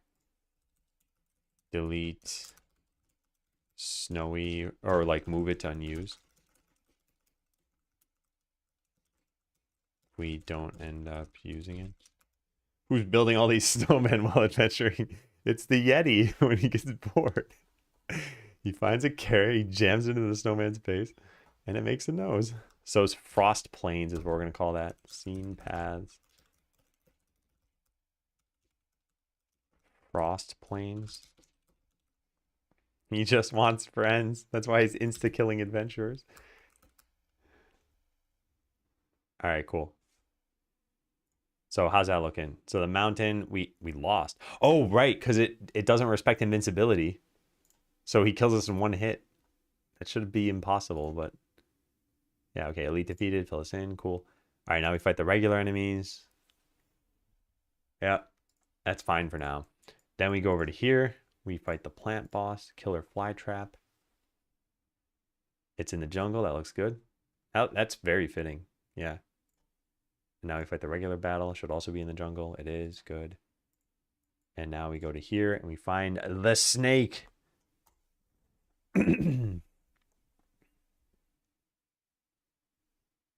Yeah, nice.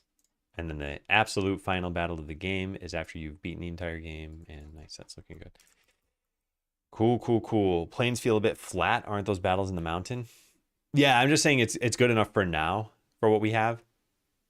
And I think, yeah, I think we can potentially spruce these up a bit. Should I use the plant room for the plant boss? I don't know if they'll fit exactly there, but let's try it out. Plants room. So how about this? Let's just go change jungle instance to point to plants room and see what it looks like. It's not better when we need to fight X normal battles to get key to the boss. It's just not what I want for this game. Because if you can win the battle once, you can win it X times. The normal battles don't really get any harder. The only way that wouldn't be true is there's tiny variances between two regular fights, but they're so tiny that if you can beat it once, you will beat it as many times as you want. So I don't see a need to have you fight it like 5 times, for example. I don't think that does anything for the game. I hope I saved that. I think I did. All right, but I wanted to try fighting the plant boss, and we can't do that unless I unlock this and this. And I might as well save that. Okay, so now we can fight the plant boss again, and now it should be in this. That's not right. Did I put it in the regular battle? What did I do? Wait, no, I didn't put it anywhere. What happened here? Jungle instance should be different. What? What am I missing? Did it cause an error? Did I even restart this? Maybe I didn't restart it. It does kind of give minigame vibes. I think it's all the colorful trees. But that's why I wanted to see, does it look fitting in the game? And maybe it does, and maybe it doesn't.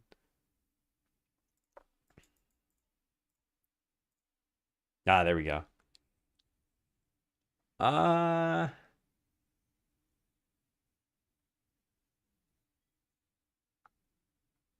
I think we should probably get rid of this spiral path that we have here. But actually, the boss fits pretty well in here. But yeah, I think just the spirals. Anyway, We've got some decent stuff now. And if I go refight any of the other bosses, like the Phoenix should actually be in the mines now. Yeah. That looks good. And then what else did I fix? Oh, the Yeti and everything. Yeah, let's try that. Toggle invincibility, speed this up. Yeah, I don't want there to be just regular dirt here. But let's fight the regular enemy now.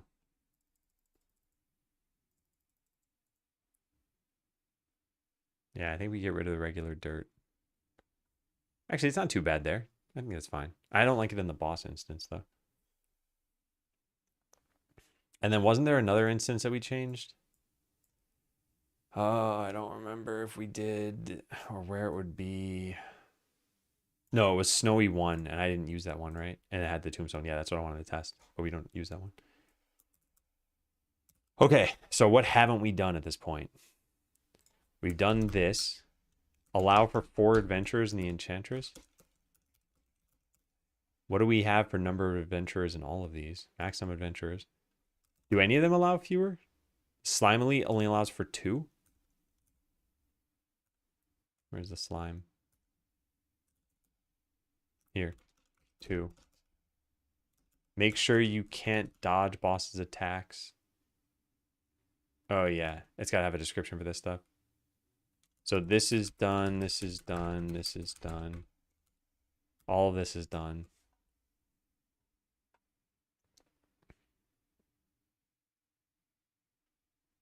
Yeah, I'll just put this at clean up here. And I'll just bump this down the list. I don't want to do that right now. Okay, so now we got to fill in all their little blurbs. This might be fun, but I might also get stuck on this. So this is what's supposed to tell you what they do. And I don't even remember what they do. So first we got to refresh our memories on that. The Enchantress starts with 2. Where is this? All enemy data, Enchantress Elite. Yeah. So the Enchantress shares only takes damage by like via the shadows she summons. Can't be targeted directly. And summon shadows. Shadow adventurers, maybe?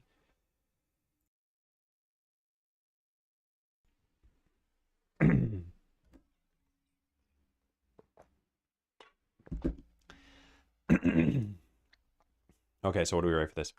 The Enchantress summons shadow adventurers to fight for her. She can only take damage. Excuse me. She only takes damage via those shadows. Anything else? And can't be targeted directly.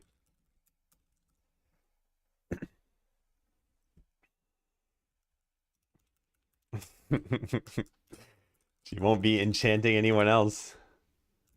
Anyone ever again. So stupid. What do we have? The dragon will be missed at the next Skeleton barbecue. It says elite defeated. I guess it should say the Enchantress. I think this is too long though. How do these stack up against each other? There's this one. There's this one. Because we need it to be a pretty brief blurb. Okay, it's shorter than the dragon one.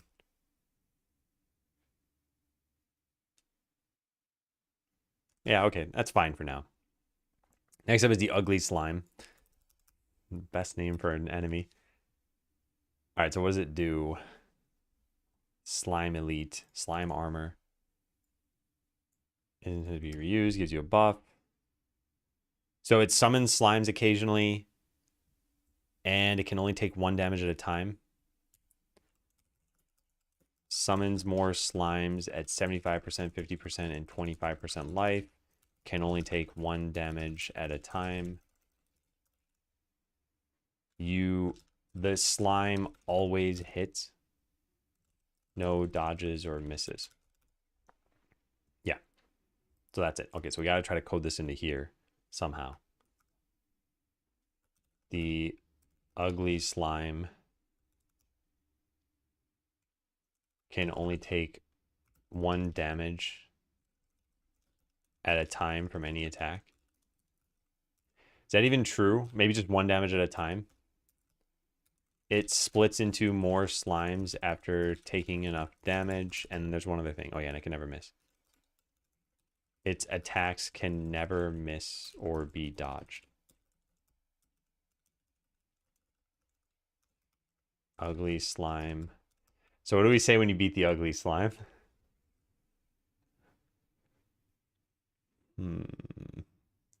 I think we could say something like, well, I was going to say like the ugly slime will forever be jealous of your town slimes. Or maybe just wanted to join your town.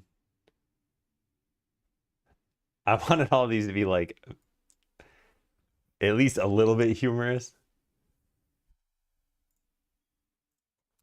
And yet also like a hey, you won sort of thing.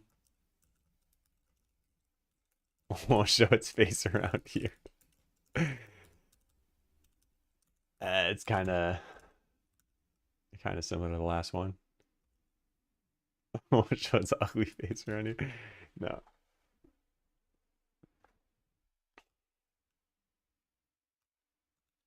Or like, no one will ever. Nah. I don't know what to write for this one. Let's start with this at least. I can always make this better in the future. All right, so phoenixes. What do the phoenixes do? Phoenix. What do? You revive and you power up other ones when you revive. Okay, so Phoenix revives with less and less HP. Powers up other phoenixes when they die. And I don't think their attack is anything special. Yeah, it's just a basic attack. Is no more. I think we need it to be, I don't know, like more punny than it is. Yeah, I don't know. All right, so the phoenixes will revive themselves.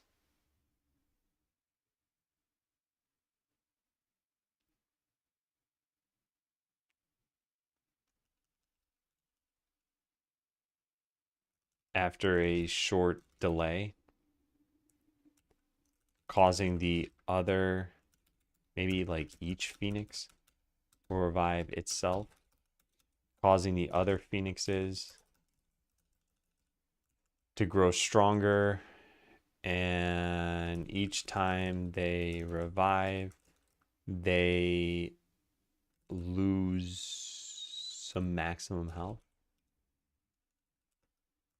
Each revive lowers their maximum health. Yeah, that's probably pretty good. Won't be mucking the place up anymore. I wanted it to be something related to it being ugly, hence the won't show its face. But yeah, I don't know. Also, I'm not going to take a break this time around because I'm probably going to go in about half an hour. My wife happens to be home right now and I want to get lunch with her. And it's about 11:30. So sorry, but the people who are not subscribers will see an ad for about 3 minutes. All right, the Phoenix. We could say, I mean, I'm following the same pattern here, which I don't like, but we could say like the Phoenixes, I don't know, like maybe, how about this? The Phoenixes will forever stay, will remain ashes forever. I guess we're capitalizing this too. Will forever remain ashes. Let's start with that. Again, this is not great. It's very uninspired, but I just want to get this to have something, and then we can make it better later. So Yeti Elite, where are you? You have an ability that freezes all enemies and another ability that insta-kills enemies. Yeah. Freezes enemies, lowering attack time, and insta-kills targets, attacking again if he hits a summon. Okay. The Yeti freezes all enemies such that their active abilities take longer to recharge. Well, take longer to use. Have longer cooldowns. Let's use the same terminology we use in the adventurer panel. He also instantaneously kills any adventurer, any target he attacks, and will attack again immediately if killing a summon. Yeah, the Yeti was fired. I like that one.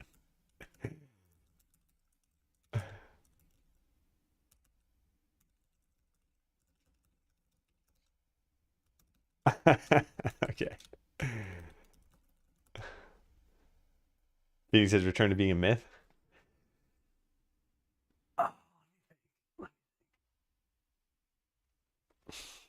Actually, you know what might be pretty good? Because if they're just going to revive forever, how about this? The Phoenixes revived one last time and flew away. This is a little bit long. Is it longer than the other ones? No. Yeah, I like this. I think this is just the right level of dumb. All right. But yeah, thank you, Cruddlefish, for that too. And thank you, Codex, for making me revisit that. All right, so Killer Flytrap, what do you do? Plant Elite. You have, what, thorns for everything? How does it work?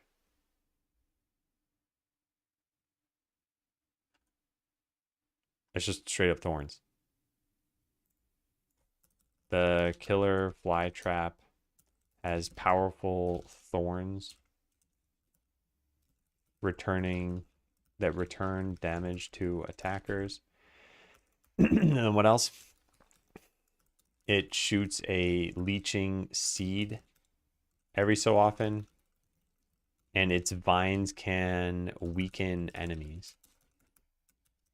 I don't think there's anything else that's special about this. Yeah. All right, flavor text. The Killer Flytrap.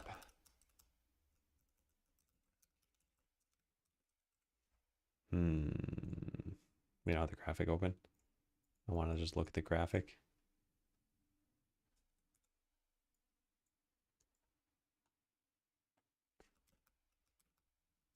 We'll stick to eating flies.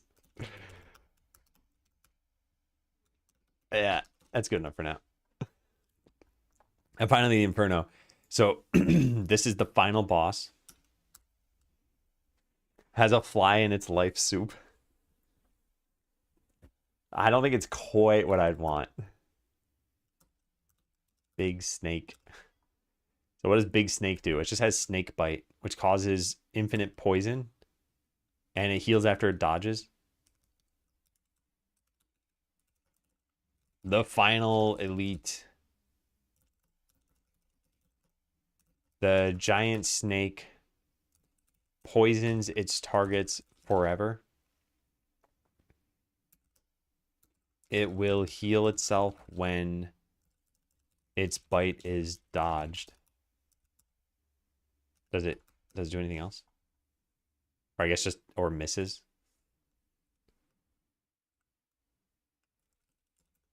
How does it heal? Did we say? I don't know.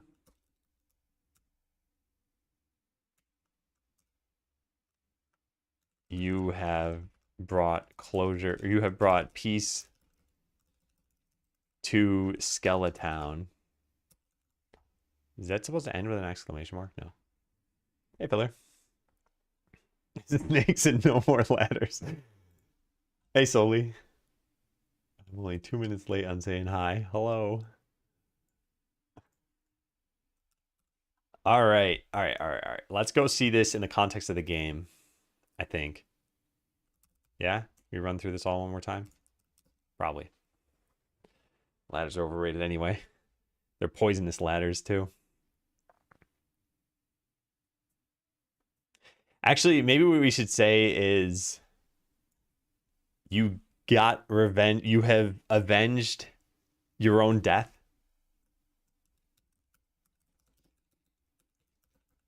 You have finally avenged your own death.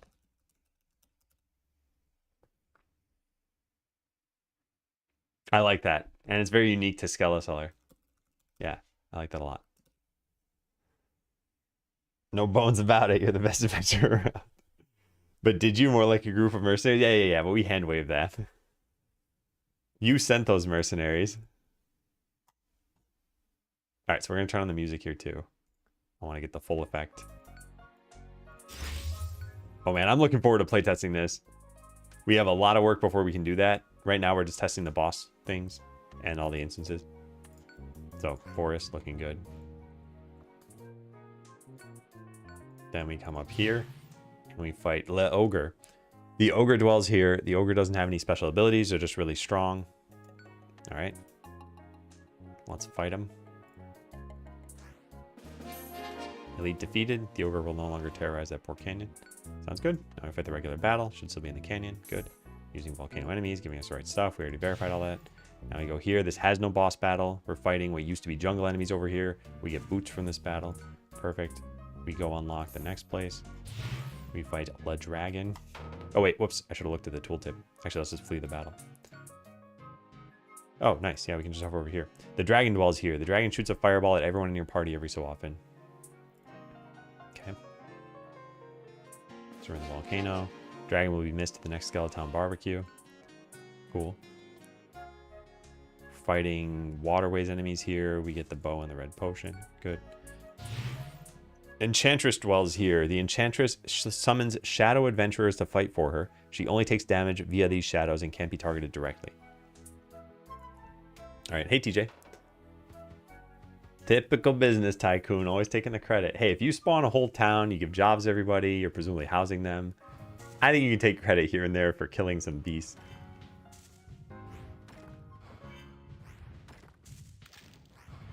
This is so cool. This is so cool. Yeah, so we're going to win this. The Enchantress won't be enchanting anyone ever again. I think this can be improved. Yeah. Oh, cool. Nice pillar. Yeah. GLHF indeed. All right, so let's write that down. I want to improve Enchantress flavor text. Well, let's look through the rest. Start battle at the crypt. It should still be the crypt. It is now fighting deep forest enemies. We get the canes and the potions. Good. Now we go to this. Fight. Okay, the ugly slime dwells here. The ugly slime can only take 1 damage at a time. It splits into more slimes after taking enough damage. Its attacks can never miss or be dodged.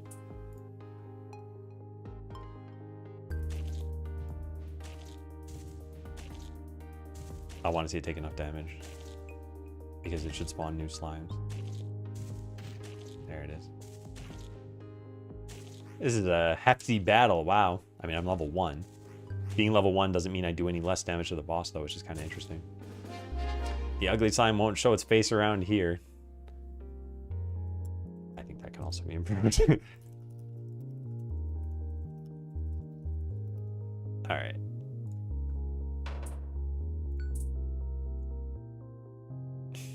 So now it's the... Are these... What are these enemies? Were these in the Inferno? We have blue slimes in there? Let's speed this up. I want to see what the next part of this battle brings. Oh, this is going to take forever. All right, let's do this then. Let's make our adventurers stronger. We'll just fake level them up there. I just want to see them get to the next wave. Yeah, this is correct. And then we should see the Enchantress thing in the final bit here. Not the boss one, though. Yeah, nice. So we win this and we get a whole bunch of loot with fire swords. Yeah, perfect. Okay, then we work our way over to the mines. The Phoenixes dwells here. Oh, that won't work.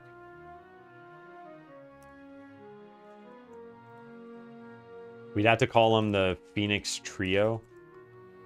Or we'd have to... Yeah, so I'll just put a thing here. The Phoenixes dwells here. Either rename them to the Phoenix Trio or change the dwells here text to be part of the flavor text. I prefer the latter. It'll be easier for localizing too, I think. Anyway, so we'll say the Phoenixes dwell here. Each Phoenix will revive itself after a short delay, causing the other Phoenixes to grow stronger. Each revive lowers their maximum health. Okay. So the mage should just, on average, kill them all at roughly the same time. But it's very much preferring this one. Again, just purely randomly. So that's going to revive itself. It enraged the other ones.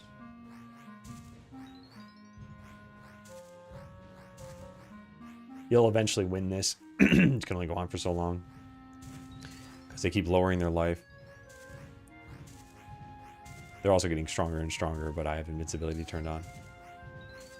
Yes, I think one more cycle and they should be dead. Oh, almost. Okay, never mind. I was way off. Oh, there they go. The Phoenix. Whoops, no. I had it set to too fast. I guess we can just load the game and click that again. Yeah, this time I'll just force it to win. The Phoenix has revived one last time and flew away. I love this. It's just so funny to me. Like, they can fight you infinitely, but rather than do that, they'd rather run.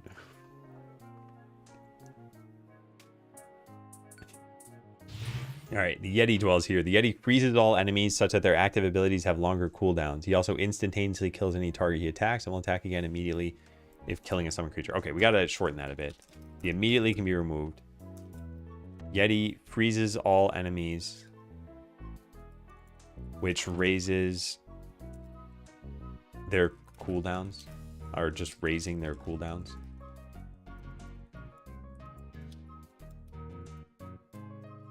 He instantaneously kills any target he attacks and will attack. Okay, good, good. So let's fight that.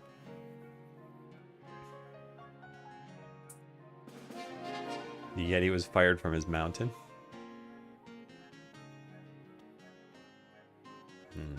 I think it can be improved. Yeah, I want to improve that. Improve flavor text of... Yeah, Octonus. Wasn't enchanted to meet you.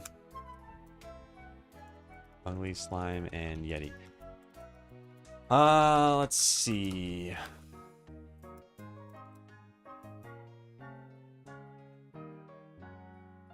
I'm not sure yet. Kind of late, but here's my suggestion. Yeah, I want to think about it some more. I think when I finally settle on something, it's like, it's clear that that's the winner. And I haven't felt that way yet. Alright, so now this is the regular battle. Look at that snowman. Why is its hat cut off?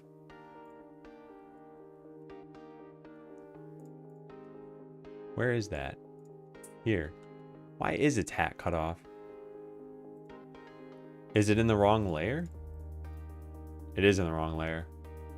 This should be moved like up or something. Okay, I gotta write that down. The Frost Plains cut off the snowman's hat. The Yeti got yeeted. Okay, that's actually pretty funny. But it only really works in English.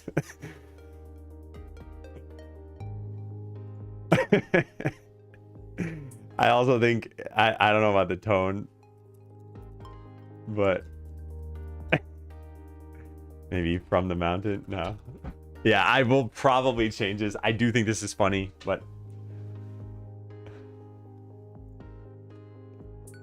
all right, so now we fight the plant. The killer fly trap dwells here. Oh, Alfred, thanks for the resub. Happy 45 months. What a length of time. You're at almost 4 years. I hope you're well.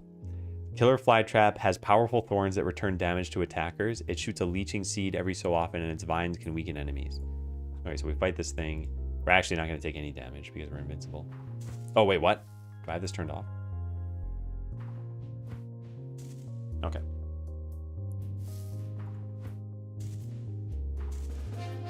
Killer fly trap will stick to eating flies. I feel like there needs to be a from now on. Although you killed it, it's just dead. Yeah, I'm not even sure about that. All right, I'll spend some more time on these. Let's look at the snake one though and see how I feel about that now. Oh, that's the wrong location. What is it supposed to be? The jungle? We have a jungle one. Oh, right. I only changed this for one of these. I gotta change this to jungle elite instance maybe. And this goes back to just jungle. Okay, now for the Inferno. The giant snake dwells here. The final elite monster. Yeah, this is worded strangely. We gotta change that. Giant snake poisons its targets forever.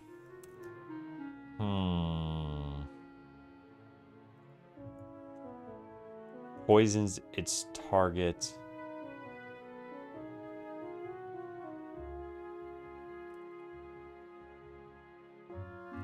Such that... let's see here. Hey, I'll go Dev. Welcome in. I hope your day's going well. Giant snake poison. So here's what I'm trying to communicate. It not only poisons its targets, but there's infinite duration, and it stacks in like efficacy. So it gets better and better.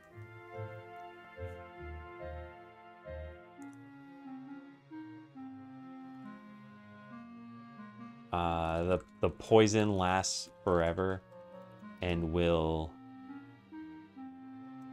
get stronger with more applications.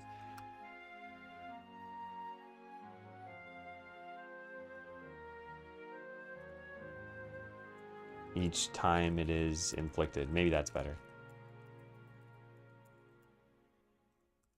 It will heal itself. The giant snake will heal itself when its bite is dodged or misses. Yeah, okay, so something like that. All right, let's go change the dwells here text. Also, I gotta go somewhat soon, but I'll be back for the afternoon stream. So yeah, the monster dwells here, battle map flavor text. No, not anymore. We delete this part. And if we want to put that there, then we change it. But now monster name is probably never used anywhere. Where is this used? No, it is used. Okay, that's fine. So we got to go change all the flavor text. It used to say...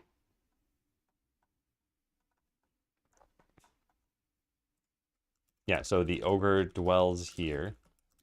He doesn't have any special abilities. He's just really strong.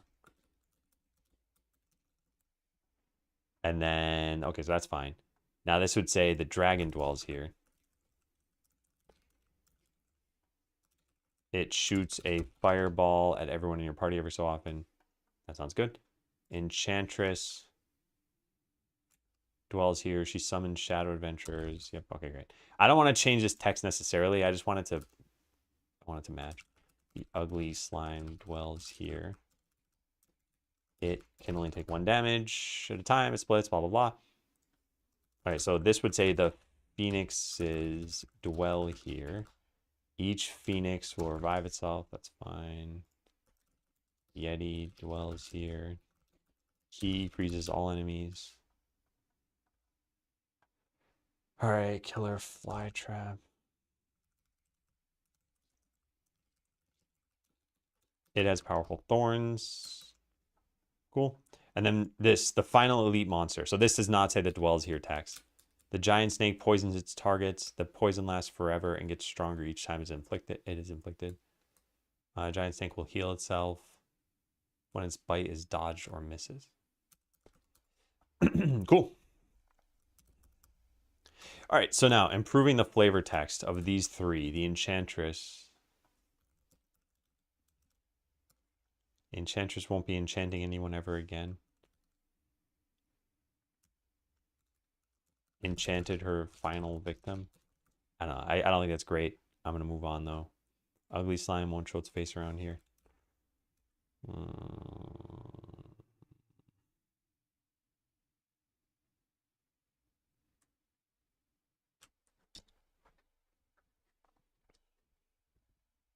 I don't know what to say for this. Yeah, I don't have a great idea.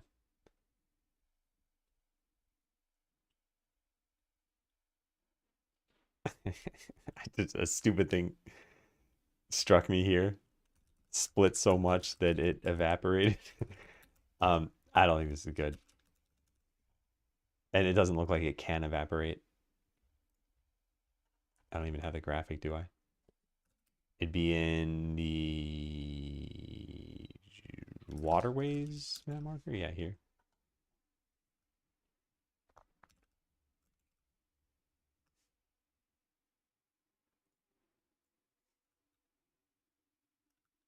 I'm gonna come back and fix that later. What else did I not like? The killer fly trap.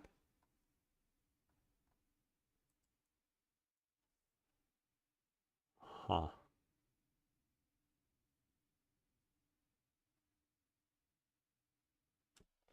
Something about not watering it.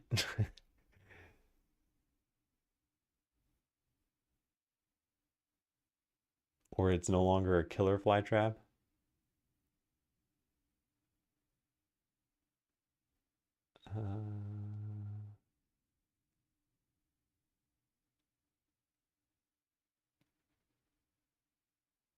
Or a green thumb joke. I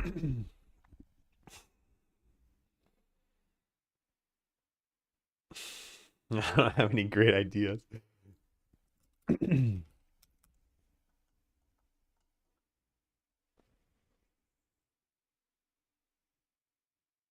Hmm. How about just has been pruned?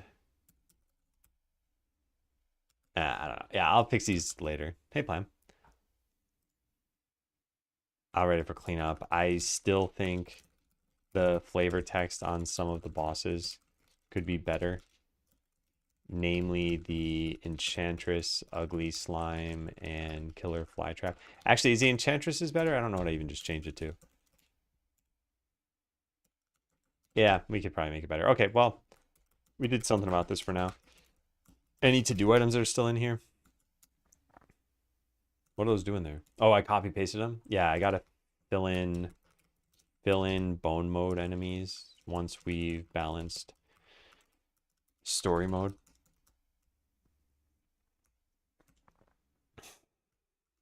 This should naturally address the to-do items in the code, but make sure that they're gone.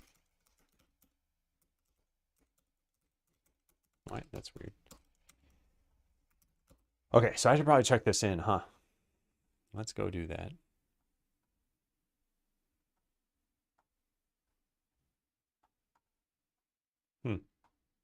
Why is that all there? Oh, that's there for all of them. Okay. Yeah. Yeah, the map is now messed up. What else do we have here? Roll 'em. I think that's just a randomly generated 5 characters. It's just almost like Golem here.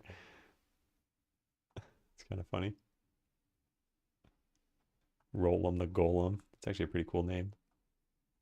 It's not a golem, by the way. That's just a random thing. But it could have been the golem. Shader material. This uses the same atlas for all of these because they're for, yeah, I see. It's for the animated character. Okay, I'm not going to look at this too much. Let's look at, actually, I don't even want to look at this stuff. We just kind of validated it here, and we're going to do some balance testing. I guess we can make sure whatever this is fine. Yeah, for now it is. It's got to do items in it. This is okay too, and this is okay. Yeah, nice. Okay, so manifest new map data. The map itself, the battle map itself, looks bad because we'll need new artwork for the nodes and paths. But we now have all, how many bosses? 8 bosses rendered on the map. This is a problem. This is now no longer used. Battle map marker. Let's go change this.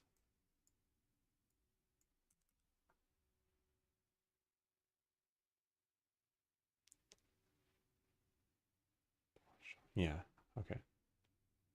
I should probably test this too. I'll just do this one very quickly. All I want to see is, does it say the ogre dwells here properly? And does it show the... Anyway, we'll just look at the tooltips for the first couple locations. It should be fine. Yeah, it just says beat once to reveal rewards. We beat it. It says the rewards. We'll click this one. The ogre dwells here. He doesn't have any abilities. He's just really strong. So fight. And we win. It pops up the thing. Then we start the regular battle. Wait, what did the regular battle say? Beat to reveal rewards. Nice. Okay, great. Yeah, cool. Wow.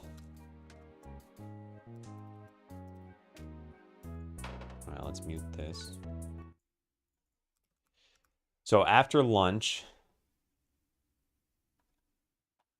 I think we've got to do the balancing. I think all of this is done, isn't it?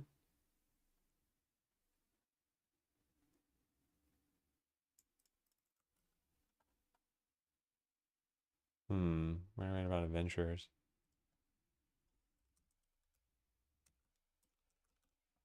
Okay, hold on. The art request thing still needs to be done.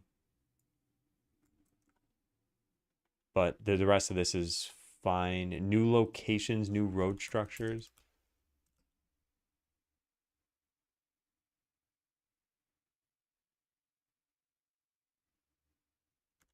Yeah, I don't think we need this. So all of this has been done, whatever this is. Oh my God, I can't select this. And then we want to move this down here.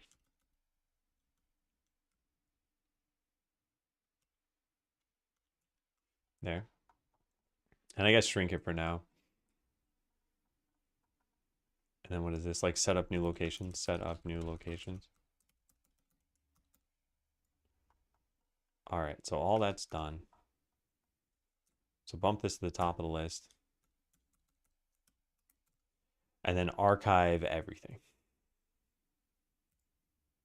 Yeah.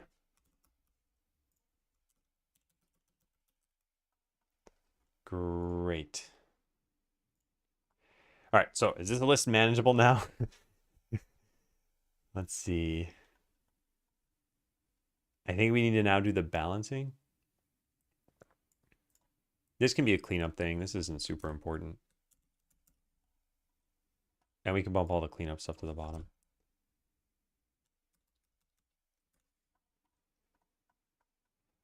Okay, may need to change which enemies are at which locations so they make sense. So we did some of that. I think this is the first thing we should do when we get back. This is like an art request thing.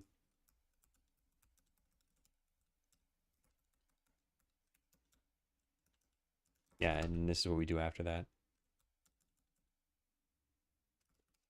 This is done. And then prune the demo. I should plan that too. So we should do some planning and then the actual work for this and then the test for pacing. Yep. Okay. Those would be our new to-do items.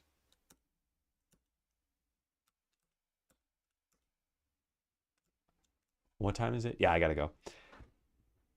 Okay, so it is roughly noon. I am gonna go get lunch, and then after I'll be back for maybe I'll make up a little bit of time, maybe like 3 hours, 3.5 hours. Because I only got to stream for 2.5 right now. So yeah, anyway, something like that. And we'll see how this goes. I think it'll be tough. But thank you all for watching, and I will see you later. Take care.